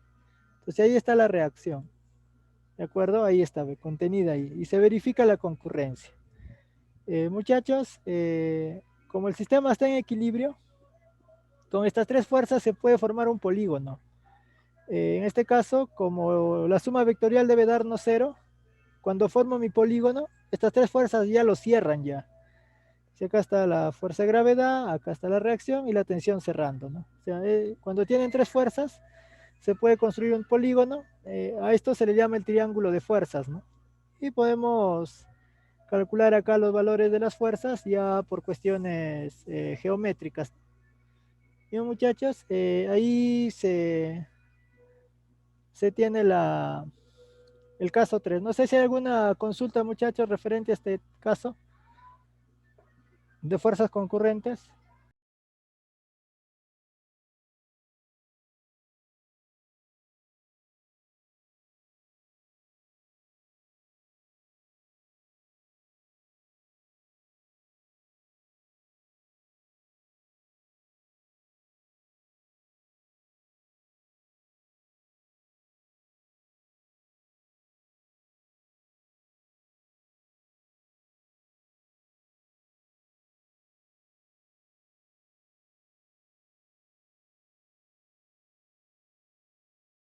Bien, muchachos, entonces ahí están los criterios para hacer un buen diagrama de cuerpo libre para sistemas en equilibrio, ¿no? El criterio de fuerzas paralelas y el criterio de fuerzas concurrentes. Eso es importante. Eso nos va a permitir a nosotros hacer un buen diagrama de cuerpo libre. A ver, muchachos, veamos ya la última parte de la teoría. Ya vamos a hablar de la fuerza de rozamiento. Lo vamos a indicar de manera puntual también. La fuerza de rozamiento es la fuerza que surge debido al contacto de superficies pero rugosas. Las superficies rugosas, hijos, son aquellas superficies ásperas, toscas. Son superficies irregulares. Esa irregularidad que existe entre las superficies hace que esas superficies se encajen, ¿no? Encajen así, de esa manera. Y ese encaje pues los impide deslizar, ¿no? Deslizar. Entonces vamos a indicar la característica de la fuerza de rozamiento. Por ejemplo, acá vemos un ropero, muchachos. La persona le aplica una fuerza. A pesar que aplica la fuerza, no logra mover al ropero. ¿Por qué no logra mover al ropero? Porque yo al aplicar esta fuerza, lo que quiero es que el ropero resbale por este piso, ¿sí o no? Pero a pesar que aplico la fuerza, no logro que resbale. Eso se debe que surge una fuerza que impide, ¿no? Que impide que deslice. Ahora, ¿por qué surge esa fuerza? Por lo siguiente, ¿no? Las superficies que están en contacto son superficies irregulares, ¿no? Si lo veo al nivel microscópico, voy a observar que las superficies son agrietadas. Esas superficies agrietadas se enganchan entre sí, se encajan entre sí y ya no dejan deslizar al cuerpo. Y eso da origen a una fuerza tangente a las superficies llamada fuerza de rozamiento. ¿De acuerdo, muchachos? Esta fuerza de rozamiento, muchachos, es importante porque gracias a esta fuerza de rozamiento nosotros podemos sostener los objetos. Uno, es gracias a la fuerza de rozamiento que sostenemos a los objetos. Gracias a la fuerza de rozamiento podemos caminar, podemos poner a andar un auto, gracias a la fuerza de rozamiento. ¿De acuerdo? Las fuerzas de rozamiento tienen la particularidad también de generar desgaste, sobre todo cuando hay deslizamiento. Es en el caso de la madera y la lija, ¿no? Ustedes ponen a deslizar la lija sobre una madera, las dos irregularidades se gastan, por lo que la madera queda un poco polida pulida y bueno, la lija pues que se gasta, ¿no? O sea, las fuerzas de rozamiento también generan desgaste, ¿de acuerdo? Acá la fricción también genera calor, hay que tener en cuenta que cuando hay fricción hay calor, ¿no? Por ejemplo, acá el rozamiento entre el neumático y la pista pues genera calor. A veces es peligroso porque puede encender el auto. Son características de la fuerza de rozamiento, ¿no? Cuando ustedes tienen frío, por ejemplo, suelen frotar las manos, ¿no?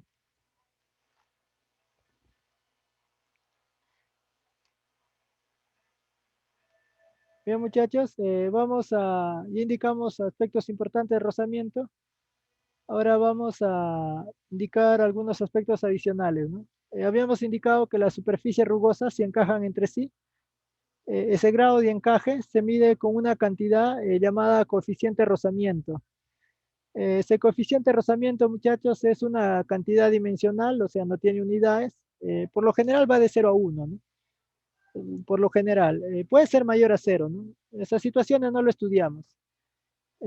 Pero sí es importante que tengan en claro qué es el coeficiente de rozamiento, ¿no? O sea, nos indica el grado de encaje. Dos superficies, si tienen un encaje muy intenso, tienen un coeficiente de rozamiento elevado, ¿no?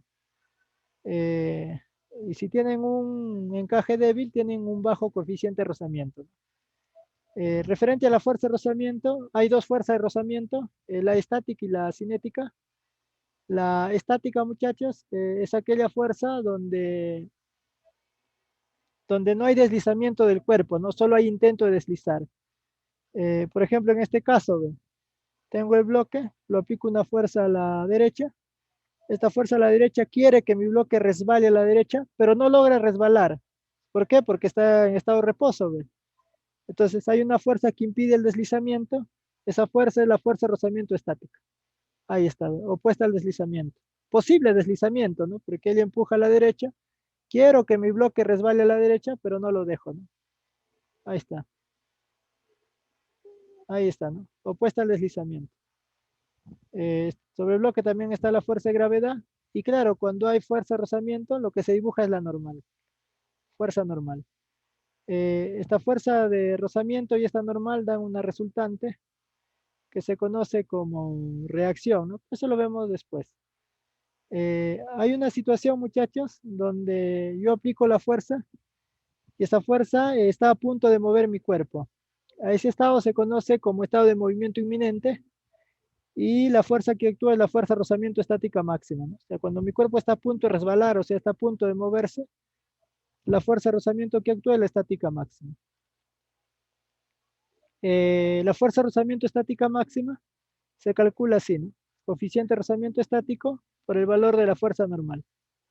El mu su s se llama coeficiente de rozamiento estático.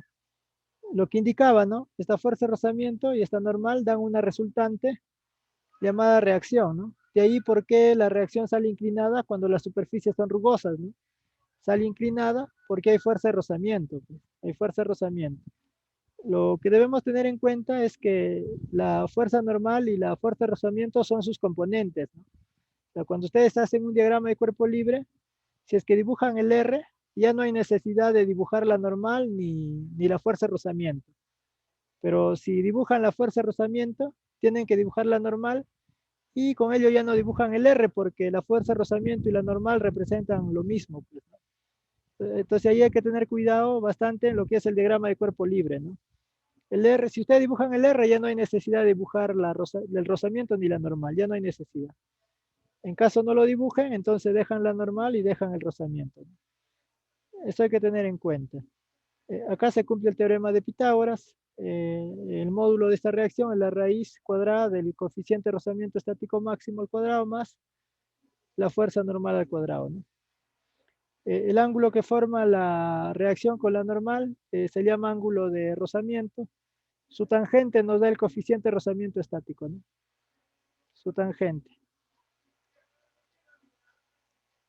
Bien, muchachos, no sé si hay alguna otra consulta referente a esta parte de la fuerza de rozamiento estática.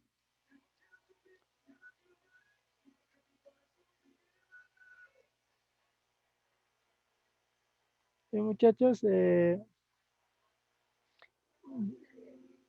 Veamos lo que es la fuerza de rozamiento cinética. Acá habíamos indicado que hay un instante, ¿no? Donde la fuerza deja a punto de deslizar al cuerpo. En ese caso se manifiesta la fuerza de rozamiento estática máxima. Si esta fuerza, muchachos, es lo suficientemente grande, tal que supere esta fuerza de rozamiento estática máxima, el cuerpo va a empezar a moverse. O sea, cuando nosotros superamos la fuerza de rozamiento estática máxima, el cuerpo empieza a moverse, hay deslizamiento, y la fuerza de rozamiento que se manifiesta ahora es la fuerza de rozamiento cinética. Esta fuerza de rozamiento cinética es opuesta al deslizamiento. Como el deslizamiento se da a la derecha, esta fuerza de rozamiento cinética va a la izquierda. La fuerza de rozamiento cinética, muchachos, entonces surge cuando hay deslizamiento. Entonces, si yo hago el DCL de mi ropero, estaría la fuerza que aplica la persona, la fuerza de gravedad, la fuerza de rozamiento cinética opuesta al deslizamiento. Y claro, cuando dibujan fuerza de rozamiento cinética, hay que dibujar fuerza normal también. O sea, siempre que dibujen el rozamiento, dibujan la normal. Esta fuerza de rozamiento cinética se calcula así. Coeficiente de rozamiento cinético por el valor de la normal. El coeficiente de rozamiento cinético por el valor de la normal. Esta fuerza de rozamiento cinética y esta normal dan una resultante, es la reacción. Me interesa el ángulo que forma la reacción con la normal, que es el ángulo de rozamiento cuya tangente me debe dar el mu sub k, ¿no? Y también se cumple el teorema de Pitágoras, muchachos. El módulo de esta reacción es la fuerza de rozamiento cinética al cuadrado más la fuerza normal al cuadrado extraído la raíz.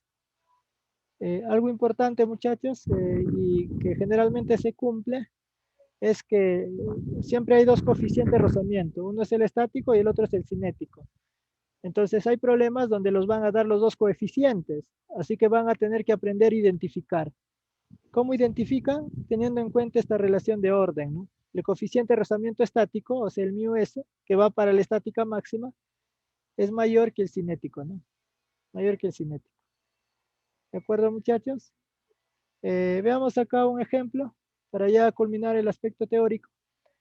Dice, al bloque de 2 kilogramos se le comunica una fuerza horizontal F, ¿no? Constante. Determine el valor de la fuerza de rozamiento. Nos dan condiciones, ¿no? Cuando la fuerza vale 10, cuando la fuerza vale 12 y cuando la fuerza vale 15. A ver, muchachos, lo que sucede acá es lo siguiente. Yo aplico la fuerza F sobre este bloque y existen dos posibilidades, ¿no? Que yo aplique la fuerza y el bloque no se mueva a pesar de aplicar esa fuerza. Y la otra posibilidad es que logre moverse, ¿no? En este caso, en general, yo aplico la fuerza, sí o sí mi bloque desliza a la derecha o tiende a deslizar a la derecha. De todos modos, como la fuerza de rozamiento es opuesta al deslizamiento o posible deslizamiento, mi fuerza de rozamiento iría a la izquierda, ¿no? Lo que sí no sé es si es estática o cinética. Por ejemplo, si mi bloque está en reposo, sería la estática, ¿no? Pero si ya se mueve, tendría que ser la cinética. Voy a completar el DCL. Acá estaría actuando la fuerza de gravedad, estaría la fuerza normal. Para poder saber si mi cuerpo desliza o no, lo que voy a hacer es calcular la fuerza de rozamiento estática máxima. ¿Por qué? Porque si la fuerza F es menor al rozamiento estático, mi cuerpo no se mueve. Pero si es mayor, o sea, ya supera a la fuerza de rozamiento estática y ya debe haber movimiento, ¿no? Entonces, la fuerza de rozamiento estática máxima sería igual a lo siguiente. El coeficiente de rozamiento estático, que es el mayor, que multiplica la fuerza normal. La fuerza normal, muchachos, es 20 newton. ¿Por qué? Porque la fuerza de gravedad es masa por gravedad, ¿no? La gravedad es 10, o sea, 2 por 10. Sería 20 newton. Y hacia abajo va 20 newton. En el equilibrio, lo que va hacia arriba también debe ser 20 newton, ¿no? Y ahí sé que mi normal es 20. Noto, muchachos, que mi fuerza de rozamiento estática máxima vale 12. Entonces, si yo aplico fuerzas menores o iguales a 12, mi cuerpo aún se va a mantener en reposo. ¿De acuerdo? Mi cuerpo se va a mantener en reposo. Entonces, en este caso, muchachos, si mi cuerpo se va a mantener en reposo, en el primer caso, yo aplico una fuerza menor, pues, ¿no? O sea, en el primer caso, mi fuerza es 10 menor a la estática máxima, o sea, mi cuerpo queda en reposo. Para que quede en reposo debo equilibrar, pues, ¿no? Así que mi fuerza de rozamiento estaría tomando el valor de 10 también, porque lo que va a la derecha es igual a lo que va a la izquierda, y ahí tenemos que la fuerza de rozamiento es igual a 10. Cuando aplico 12, mi cuerpo quedaría en movimiento inminente porque estoy igualando la fuerza de rozamiento estática máxima, pero mi cuerpo aún sigue en reposo. Entonces, si mi cuerpo es aún en reposo, mi fuerza de rozamiento sigue siendo 12, ¿no? 12. Ahí la fuerza de rozamiento sería 12. Y la otra condición es cuando aplico 15. Cuando aplico 15, muchachos, ahí sí la cosa cambia porque yo ya superé la fuerza de rozamiento estática máxima, ya lo superé. Entonces mi cuerpo desliza ya. Si tú superas la estática máxima, desliza. Y ahí hay que estar actuando la fuerza de rozamiento cinética, ¿no? La cual se calcula así, pues, ¿no? Mu sub k por la normal. La normal sabemos que es 20, ya indicamos por qué. Y bueno, el mu sub k es el menor de los dos coeficientes, 0,4, ¿no? Sería 20 por 0,4, eso da 8 newton. Y con ello, muchachos, tendríamos terminando la parte teórica. No sé si hay alguna consulta.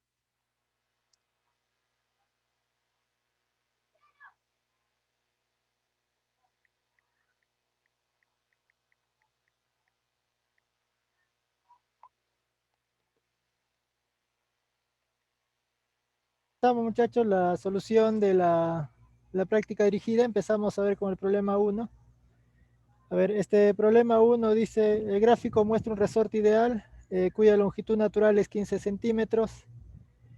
Cuando el bloque de un newton, cuando el bloque 1 no se suspende del extremo libre del resorte, este presenta una longitud de 25 centímetros. Y si solo se sostiene el bloque 2, el resorte presenta una longitud de 30 centímetros. Calcula el valor de las fuerzas elásticas, ¿no? Fuerza E1 entre la fuerza elástica 2, ¿no? F1, F2 nos representan las fuerzas elásticas en las situaciones que nos plantean, ¿no? A ver, veamos, muchachos. Nos piden hallar esta relación de fuerzas elásticas. Nos plantean la siguiente situación, ¿no? El resorte cuando está sin deformar, su longitud es 15 centímetros, la longitud natural, pues. Luego dice que del extremo libre se le cuelgan estos bloques, ¿no? Se le cuelga el bloque 1. Cuando se le cuelga el bloque 1, el resorte mide 25 centímetros. O sea, si inicialmente tiene 15 centímetros, luego de colgar el bloque 1, su longitud aumentó en 10. Claro, porque 15 y 10 me dan los 25 centímetros. Y en esta situación, sobre el bloque 1 hay una fuerza elástica 1. Esa fuerza elástica la debemos calcular, ¿no? Después nos plantean una segunda situación, ¿no? En el extremo libre se coloca el bloque 2. Claro, cuando colgamos el bloque 2, el resorte mide 30 centímetros, dice. O sea, de los 15 centímetros iniciales que tenía, ahora ha aumentado 15 centímetros más. 15 y 15 nos dan los 30 centímetros pues finales, ¿no? Y claro, en esta situación hay una fuerza elástica 2, ¿no? Bien, muchachos, de la ley de Hooke se sabe que la fuerza elástica tiene esta forma, ¿no? K por X. En los casos tendríamos lo siguiente, ¿no? Para este primer caso, la fuerza elástica 1 estaría dado K por X1. X1 es la deformación para este caso. La deformación es el aumento de la longitud, ¿no? Sería 10 centímetros. Para el bloque 2, la fuerza elástica sería K por X2. El X2 es la deformación para esta situación, que sería este aumento de acá, 15 centímetros. Es el mismo resorte, para ambos casos es la misma constante, ¿no? Bueno, hacemos la división, fuerza elástica 1 entre fuerza elástica 2, quedaría Kx1 entre Kx2, ¿no? La constante se cancela por ser la misma y nos quedaría la razón de deformaciones nada más, ¿no? La deformación 1 es 10, la deformación 2, bueno, es 15, ¿no? Ahí, muchachos, tendríamos que sacar quinta, quedando 2 tercios, ¿no? 2 tercios. Y esa sería la solución al problema 1, la alternativa sería la C. Bien, muchachos, pueden tomar captura de pantalla solución. No sé si hay alguna consulta, si entiende la idea.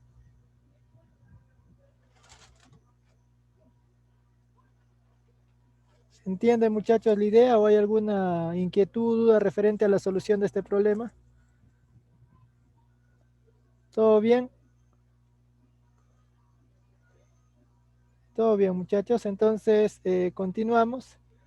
El problema 2 nos plantea lo siguiente. Dice, un astronauta desciende a la superficie de la Luna, donde la aceleración la aceleración gravitatoria es 6 veces menor, ¿no? Que el de la Tierra. O sea, 6 veces menor es la sexta parte. Y usando un dinamómetro, dice, pesa una piedra, obteniendo un valor de 300,5 newton. ¿Cuál es la masa de la piedra? Bien, muchachos, nos hablan de un astronauta que desciende a la superficie de la Luna, donde la gravedad de la Luna pues es la sexta parte de la Tierra, ¿no? Dice que usa un dinamómetro y pesa una piedra, y la piedra da un valor de 3,5 newton. Nos piden hallar la masa de la piedra. A ver, muchachos, nosotros, por condición del problema, la gravedad de la Luna es la sexta parte de la gravedad terrestre. O sea, la gravedad de la Luna es la gravedad terrestre entre 6. Eh, el peso que se mide en la Luna de una piedra es de 3,5. Esa es la información que me dan. Bueno, acá está el astronauta, está en la superficie de la Luna, acá tiene la piedra, y lo que debemos tener en cuenta, muchachos, es que el astronauta cuando pesa, a la piedra lo debe dejar en reposo. Y cuando la piedra está en reposo, el peso y la fuerza de gravedad tienen el mismo valor. Es decir, lo que nos están dando de valor acá es la fuerza con la cual la luna jala la piedra. Eso es de 3,5 newton. Acá aplicamos, muchachos. Si hacemos el DCL de la piedra, sobre la piedra estaría la fuerza de gravedad que ejerce la luna a la piedra, y hacia arriba estaría la fuerza de tensión, pues, ¿no? Que coincide con el valor del peso en este caso. Entonces, el peso y la fuerza de gravedad, cuando el sistema está en reposo, como los indicaba, son iguales, ¿no? Así que la fuerza de gravedad es igual al peso. La fuerza de gravedad, como estamos hablando de la luna, sería la masa del cuerpo por la gravedad de la luna, ¿no? En este caso, muchachos, la gravedad de la luna es la gravedad de la Tierra entre 6. ¿De acuerdo? Muchachos, esto sería igual el peso. Bueno, acá la operación sería la siguiente, ¿no? Acá lo que han hecho es darle forma, pues, ¿no? O sea, la masa sería la gravedad terrestre entre 6, ¿no? Eso es igual al peso, ¿no? Eso es igual al peso, ahí está, ¿ve? ¿De acuerdo? O sea, gravedad terrestre entre 6 es igual al peso.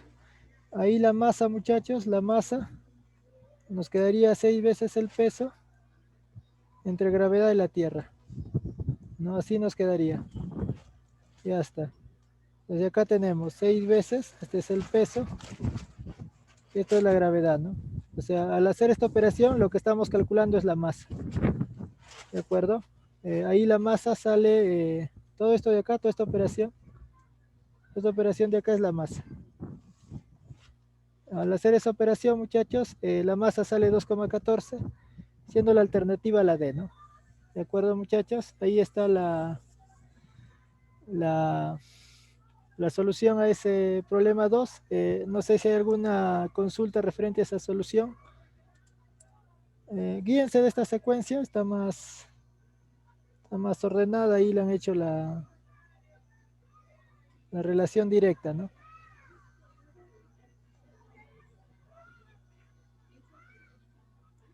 Bien, muchachos, no sé si hay alguna consulta referente al problema 2, si entiende la solución.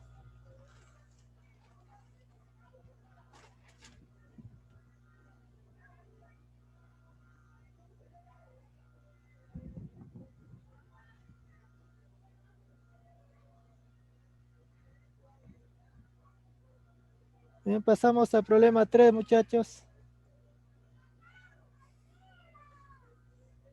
A ver, en el problema 3 nos plantean lo siguiente, ¿no? Dice, como parte de una investigación, de laboratorio, un estudiante desea medir el valor de la reacción de la articulación, ¿no? Para ello coloco un dinamómetro sobre la cuerda 1. El dinamómetro está en esta cuerda, o sea, nos están dando la tensión, que da una lectura de 80 newton, ¿no? Si la barra de 7 kilogramos permanece en reposo, o sea, nos dan la masa de la barra, y la polea presenta una masa de 2 kilogramos, calcule, dice el módulo de la fuerza de la articulación sobre la barra, ¿no? A ver, nos piden, muchachos, la fuerza que la articulación ejerce a la barra. El dinamómetro instalado en esta cuerda indica 80 newton, o sea, nos está indicando que esta cuerda soporta una tensión de 80. La barra es de 7 kilogramos y la polea es de 2 kilogramos. Bien, muchachos, vamos a hacer el diagrama de cuerpo libre de la barra. Sobre la barra estaría actuando la fuerza de gravedad vertical hacia abajo. Como su masa es 7, su fuerza de gravedad sería 7 por 10, pues, ¿no? Es el mg. Sería 70. Por acá interactúa con la cuerda. Acá en el corte imaginario. La tensión pues iría hacia arriba, ¿no? Y esa tensión vale 80. Es la lectura del dinamómetro. 80. Interactúa con esta cuerda. Debe haber una tensión hacia abajo, ¿no? Una tensión hacia abajo. Tensión 2 lo voy a llamar. Es evidente, muchachos, que estas fuerzas a ser verticales, la reacción acá, para poder equilibrar estas fuerzas verticales, necesariamente tiene que ser vertical. Vertical y hacia arriba porque sostiene a la barra, impide que caiga. Ahí está la reacción. Esta reacción es la que nos piden calcular. Reacción que se podría conocer si es que logro determinar esta tensión 2. Porque si acá aplicamos la primera condición de equilibrio, la primera condición de equilibrio dice que las fuerzas que van hacia arriba es igual a las que van hacia abajo. Hacia arriba va la reacción, va a 80. O sea, esas dos las sumo. Reacción de la articulación más 80. Eso lo igualo a las fuerzas que van hacia abajo. 70 más T2. Y efectivamente, ¿no? Si yo hallo T2, hallo esta reacción. Para hallar T2, analizo esta polea. Analizamos la polea y también la esfera, ¿no? Primero empiezo con la esfera. La esfera vertical hacia abajo estaría la fuerza de gravedad, que es 10, porque sería 1 por 10, pues, ¿no? Masa por gravedad. 10. Hacia arriba estaría la tensión. Como el sistema está en equilibrio, lo que va hacia abajo es igual a lo que va hacia arriba, así que esta tensión sería 10. 10. Y ahora sí la polea.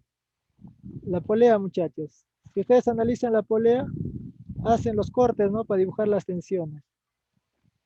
Por ejemplo, para la polea habría una tensión hacia arriba y dos tensiones hacia abajo, ¿no? Y aparte de ello debe estar la fuerza de gravedad, dado que nos dan la masa de la polea. Así que sobre la polea dibujo su fuerza de gravedad. La masa de la polea es 2. Su fuerza de gravedad sería 2 por 10, pues, ¿no? mg. Sería 20 newton. Acá estarían las tensiones hacia abajo que había indicado, que tomarían el valor de 10, pues no ven que es la misma cuerda, lo de acá. Si acá te tensas con 10, acá también 10. Esta cuerda envuelve, así que en este lado la tensión también es 10, misma cuerda. Pues. Y bueno, hacia arriba estaría la tensión 2, pues, ¿no? Tensión 2 por ser la misma cuerda. Y bueno, ahí muchachos, lo que va hacia arriba es igual a lo que va hacia abajo, ¿no? O sea, la tensión 2 es igual a las tres fuerzas que van hacia abajo. 10 más 10 más 20, 40. Conociendo la tensión 2, reemplazamos en 1, y ahí sale la reacción a la articulación, ¿no? Bueno, ahí al despejar, la reacción a la articulación sale 30, muchachos. La alternativa sería la C. Eso sería la solución al problema 3. No sé si tienen alguna consulta, muchachos, o todo está bien referente al problema 3. ¿Todo bien, muchachos? Todo bien, ¿no? Excelente. Muchachos, pasamos al problema 4. A ver, el problema 4 nos plantean lo siguiente. Dice, la barra homogénea de 3 kilogramos es sostenida en su punto medio. A ver, nos hablan de una barra homogénea, su masa es 3 kilogramos y está sostenida en su punto medio, está en la mitad, la cuerda. Tal como se muestra, dice, ¿no? Nos pide determinar la reacción por parte de la articulación. O sea, acá esta reacción acá. La gravedad es 10 metros por segundo al cuadrado. Como es un problema como es un problema, muchachos, de estática, de equilibrio, lo que tendríamos que hacer es el diagrama de fuerzas para poder hallar la reacción. Tenemos la barra, muchachos. La barra es homogénea. Como la barra es homogénea, esto es importante. Como la barra es homogénea, muchachos, el centro de gravedad de la barra está en la mitad de la barra. O sea, está en la mitad. O sea, si él mide L, el de acá también mide L. O sea, está en la mitad. La barra es homogénea, pues. O sea, si este segmento de acá mide L, acá también mide L. También estaría actuando la fuerza de tensión. Para dibujar la tensión hacen el corte. La tensión va al corte. Algo importante, muchachos. La barra está sostenida en su punto medio. O sea, si esto es punto medio, si esto es la mitad de la barra, entonces de ahí también parte la cuerda. Y ahí está la tensión. Listo. Y bueno, acá estaría la fuerza de reacción de la articulación. De acuerdo, estaría la fuerza de reacción de la articulación. Eh, esa, esa reacción, muchachos, debe ser, cuando las fuerzas no son paralelas, deben ser concurrentes. Así ustedes observan, la tensión y la gravedad se cortan en este punto. Así que la línea de acción de la reacción también debe pasar por este punto. Por este punto y por acá, ¿no? Porque ahí se da la interacción. Entonces ahí está la línea de acción, ¿ve? Está la línea de acción. Ahí está la línea de acción, ¿ve? Pasando por ese punto y en esa línea está contenida la reacción, en este caso orientada hacia abajo. Orientada hacia abajo, muchachos, porque esta fuerza de gravedad jala la barra jala hacia abajo, lo cual hace que este extremo tienda a ir hacia arriba. Esa reacción lo impide, pues, ¿no? Por eso es que la reacción está orientada hacia abajo. Tengo tres fuerzas, muchachos. Tendría que buscar la concurrencia, ¿no? Tendría que construir mi triángulo de fuerza, porque ya la concurrencia ya lo hallamos, está acá. Por ahí pasa la tensión, por ahí la fuerza de gravedad y por ahí la reacción. Ahora lo que voy a hacer es mi triángulo de fuerzas. Acá está la tensión, vertical hacia abajo está la fuerza de gravedad que vale 30 y cerrando la figura la reacción. Necesariamente debe cerrar la figura, muchachos, porque es un sistema en equilibrio. Acá hay que tener en cuenta que esto es alfa, ¿no? El de acá es alfa y el de acá es 2 alfa, ¿no? Muchachos, geometría. Si él es 2 alfa, el de acá necesariamente es alfa, ¿no? Porque la suma de dos ángulos internos me da el externo. Entonces, muchachos, esa característica vamos a indicar, ¿no? A nosotros, acá primero lo trabajo acá, lo voy a indicar con otro color. Nosotros tenemos en el problema, este ángulo de acá es alfa. Es parte del problema. Es alfa, el de acá es 2 alfa. Y claro, el de acá necesariamente tiene que ser alfa, porque la suma de estos dos internos me da el externo, ¿no? Ahora acá es importante tener en cuenta que la reacción está contenida en esta línea, así que la reacción con la tensión forma alfa. Y también se puede observar que la reacción con la vertical forma 2 alfa. Así que el de acá necesariamente es alfa también. Triángulo isósceles, ¿no? Si a alfa se le opone 30, al otro alfa también se le opone 30 y R ahí sale 30 newton, pues, ¿no? Y ahí la alternativa sería la B, muchachos. Esa sería la solución del problema 4. Muy bien. No sé si hay alguna consulta, muchachos, referente a este problema.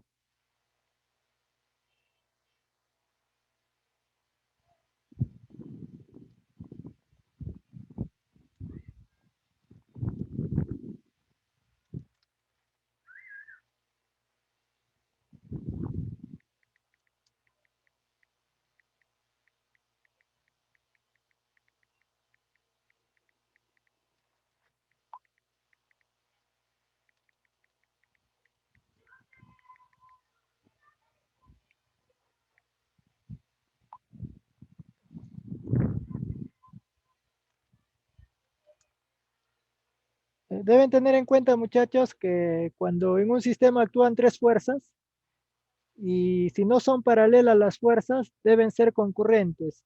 ¿Qué quiere decir concurrentes? Las tres fuerzas se cortan en un mismo punto. Literalmente las tres fuerzas no, ¿no? Sino las rectas que los contienen. En este caso, tenemos la recta que contiene la reacción. Por acá estaría la recta que contiene la tensión y por acá la recta de la gravedad, ¿no? Esas tres rectas se cortan en un mismo punto. Eso siempre se debe verificar. Y de ahí que sale la concurrencia.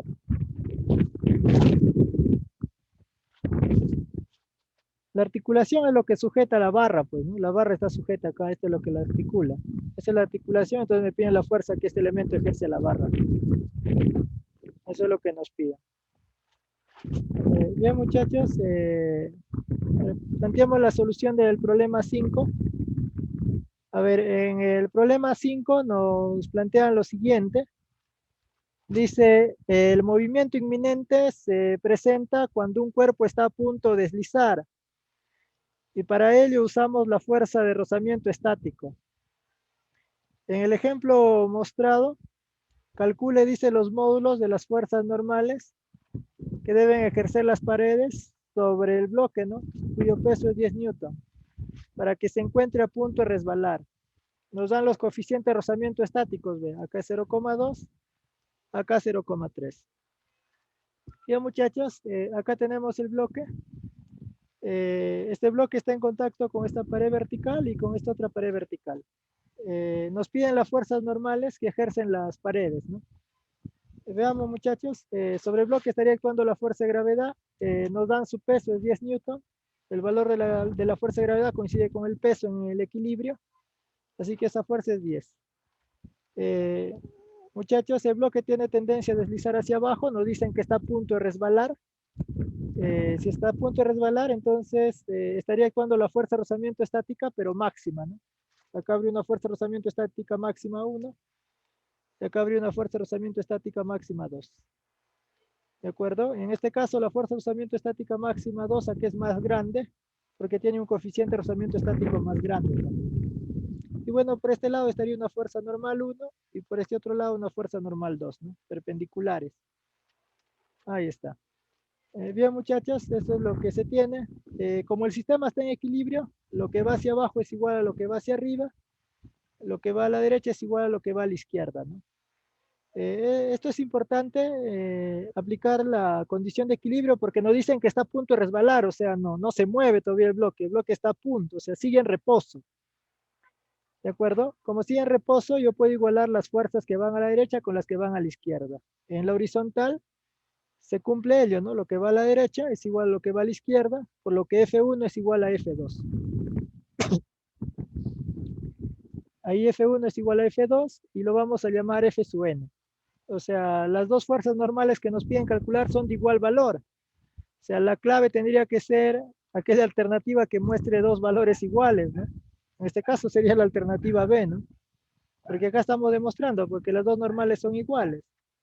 Y si ustedes observan las claves, la única alternativa que muestra dos alternativas iguales es la B. Entonces, si estoy en un examen de admisión, yo marcaría la B, ¿no? Ya no hago la resolución. Bueno, acá hay que demostrar, ¿no? Hay que verificar que efectivamente es la B. Esto se cumple en la horizontal. En la vertical, muchachos, se cumple lo siguiente, ¿no? Suma de fuerzas hacia arriba es igual a la suma de fuerzas hacia abajo. Hacia arriba van las dos fuerzas de rozamiento estáticas máximas. Esas dos hay que sumarlas. Estática máxima 1 más estática máxima 2 igual a 10, ¿no? Esto sería el coeficiente de rozamiento por la normal, o sea, sería μ1 por la fuerza normal 1, que es F sub n. Más, acá sería fuerza de rozamiento estática máxima, sería el μ2. Ahí está μ2 por la fuerza normal 2, que vale F sub n también. Esto es igual a 10. Acá, muchachos, nos quedaría 0,2 veces la fuerza normal, porque eso es lo que vale μ sub 1, más 0,3 que vale μ sub 2 por la fuerza normal igual a 10. Efectivamente, muchachos, ahí las fuerzas normales valen 20 newton, y bueno, la alternativa sería la B, ¿no? Lo que ya habíamos indicado. Bien, muchachos, ahí está la solución del problema 5. No sé si tienen tienen alguna consulta referente a este problema, o todo está bien, muchachos. Esa es la solución del problema 5.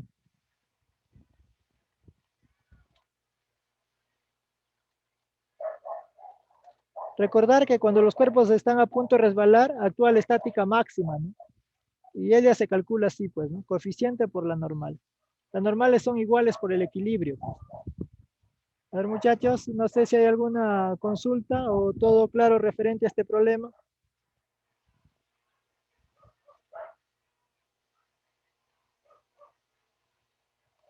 ¿Todo bien? Excelente, muchachos. Tomen captura de pantalla entonces y mostramos la solución del problema 6.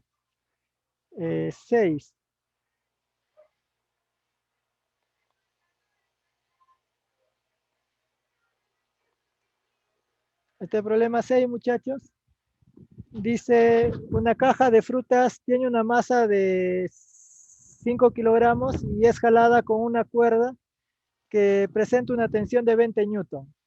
Si la caja realiza un MRU, calcule el coeficiente de rozamiento cinético entre la caja y el piso, ¿no? La gravedad 10 metros por segundo al cuadrado. A ver, muchachos, vamos a indicar la solución del problema 6. La masa de la caja, conjunto con las manzanas, con las frutas en este caso, es de 5 kilogramos, ¿no? Y la condición es que la caja realice MRU. El MRU, muchachos, es un equilibrio de traslación, ¿no? O sea, se cumple la primera condición de equilibrio acá. Con esa información hay que hallar el mu sub k. Como es un problema de equilibrio, hay que hacer el DCL y con ello calcular este valor, porque si yo conozco la fuerza de rozamiento cinética y conozco la normal, podría hallar el coeficiente de rozamiento cinético, ¿no? Deben recordar pues que la fuerza de rozamiento cinética es coeficiente de rozamiento cinético por la normal.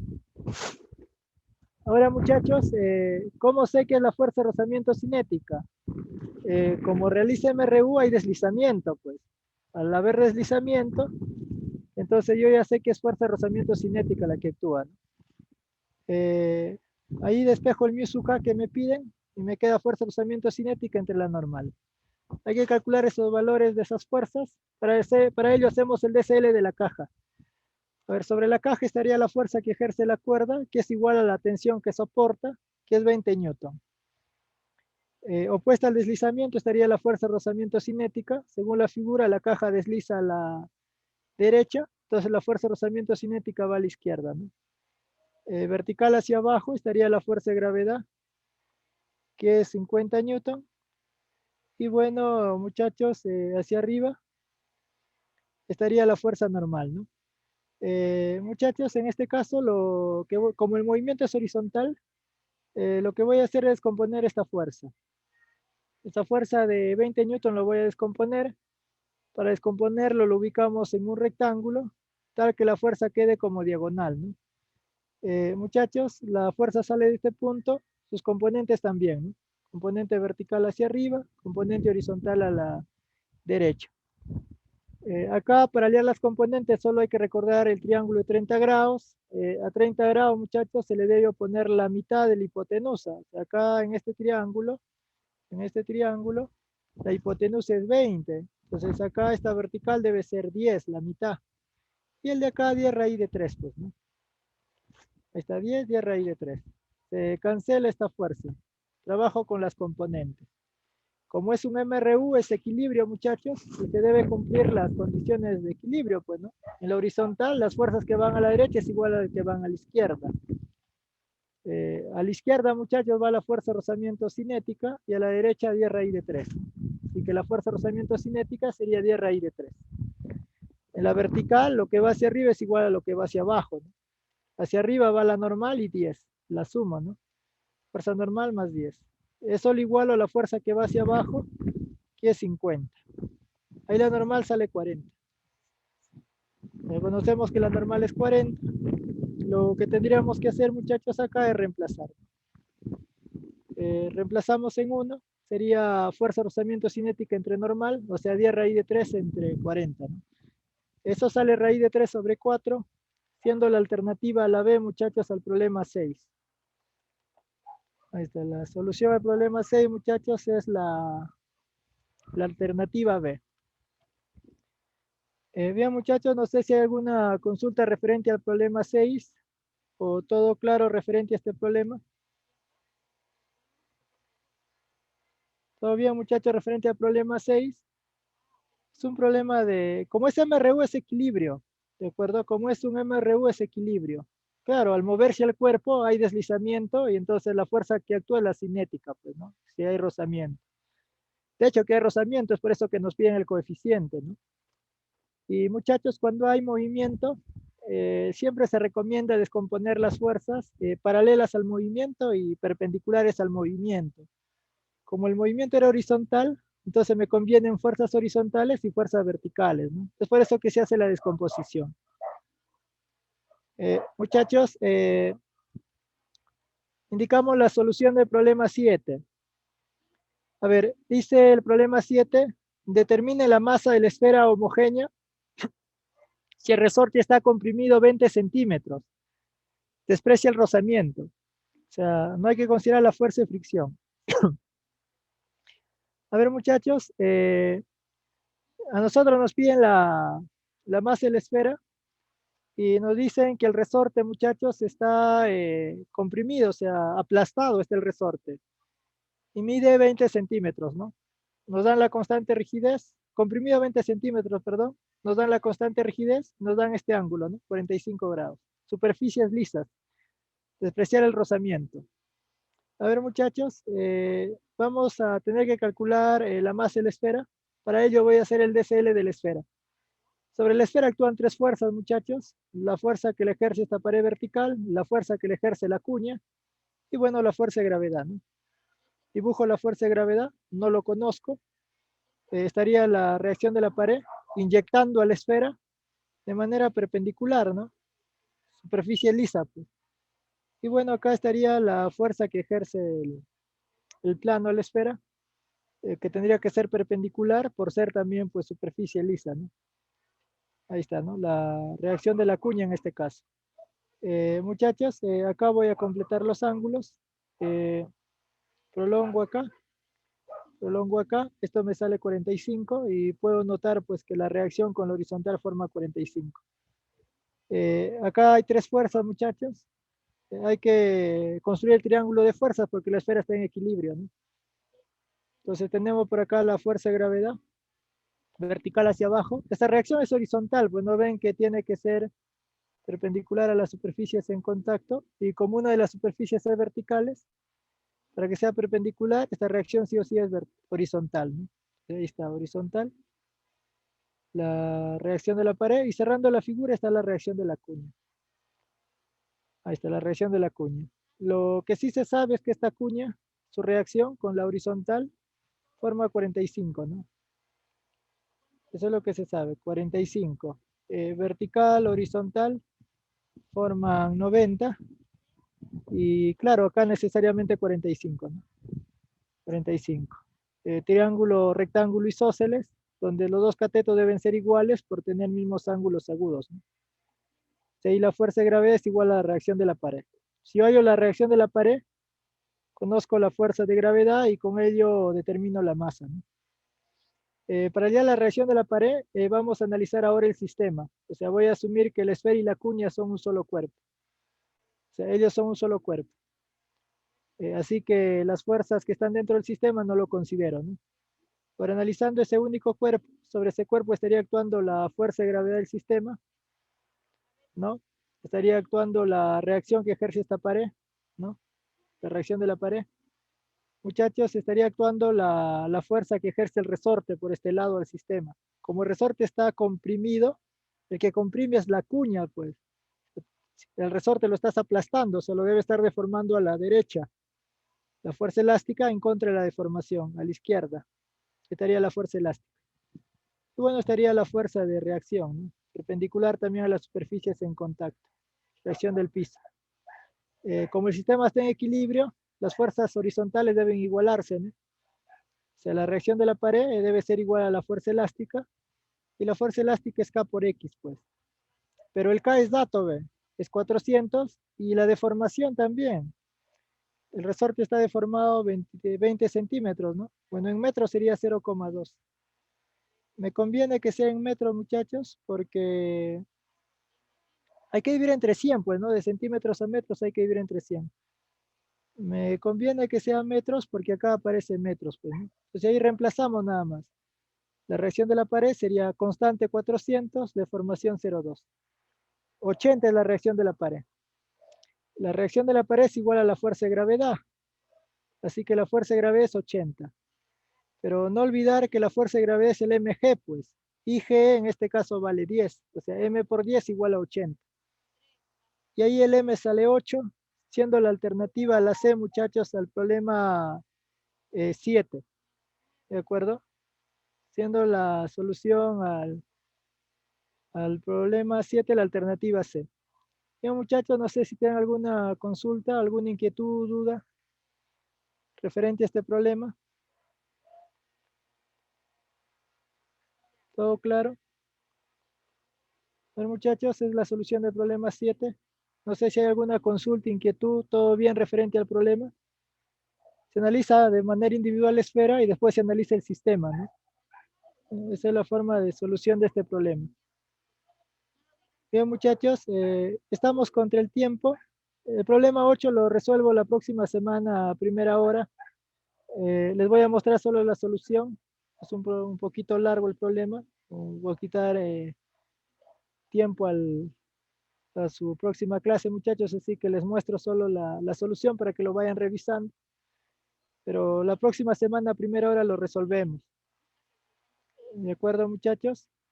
Tomen captura de pantalla de ese problema. Y bueno, ahí estaríamos culminando. Esto a primera hora lo resolvemos ya la próxima semana. Sí, porque es un poquito largo este el problema. No voy a tomar mucho tiempo. La próxima semana a primera hora lo resolvemos. La otra semana el tema también está un poquito más corto. Hoy día sí ha estado cargado. ¿No? Por lo general, rozamiento y primera condición de equilibrio suelen hacerse separados. No lo han hecho juntos, ¿no? Está un poquito cargado. Bien, muchachos, ahí nos quedamos.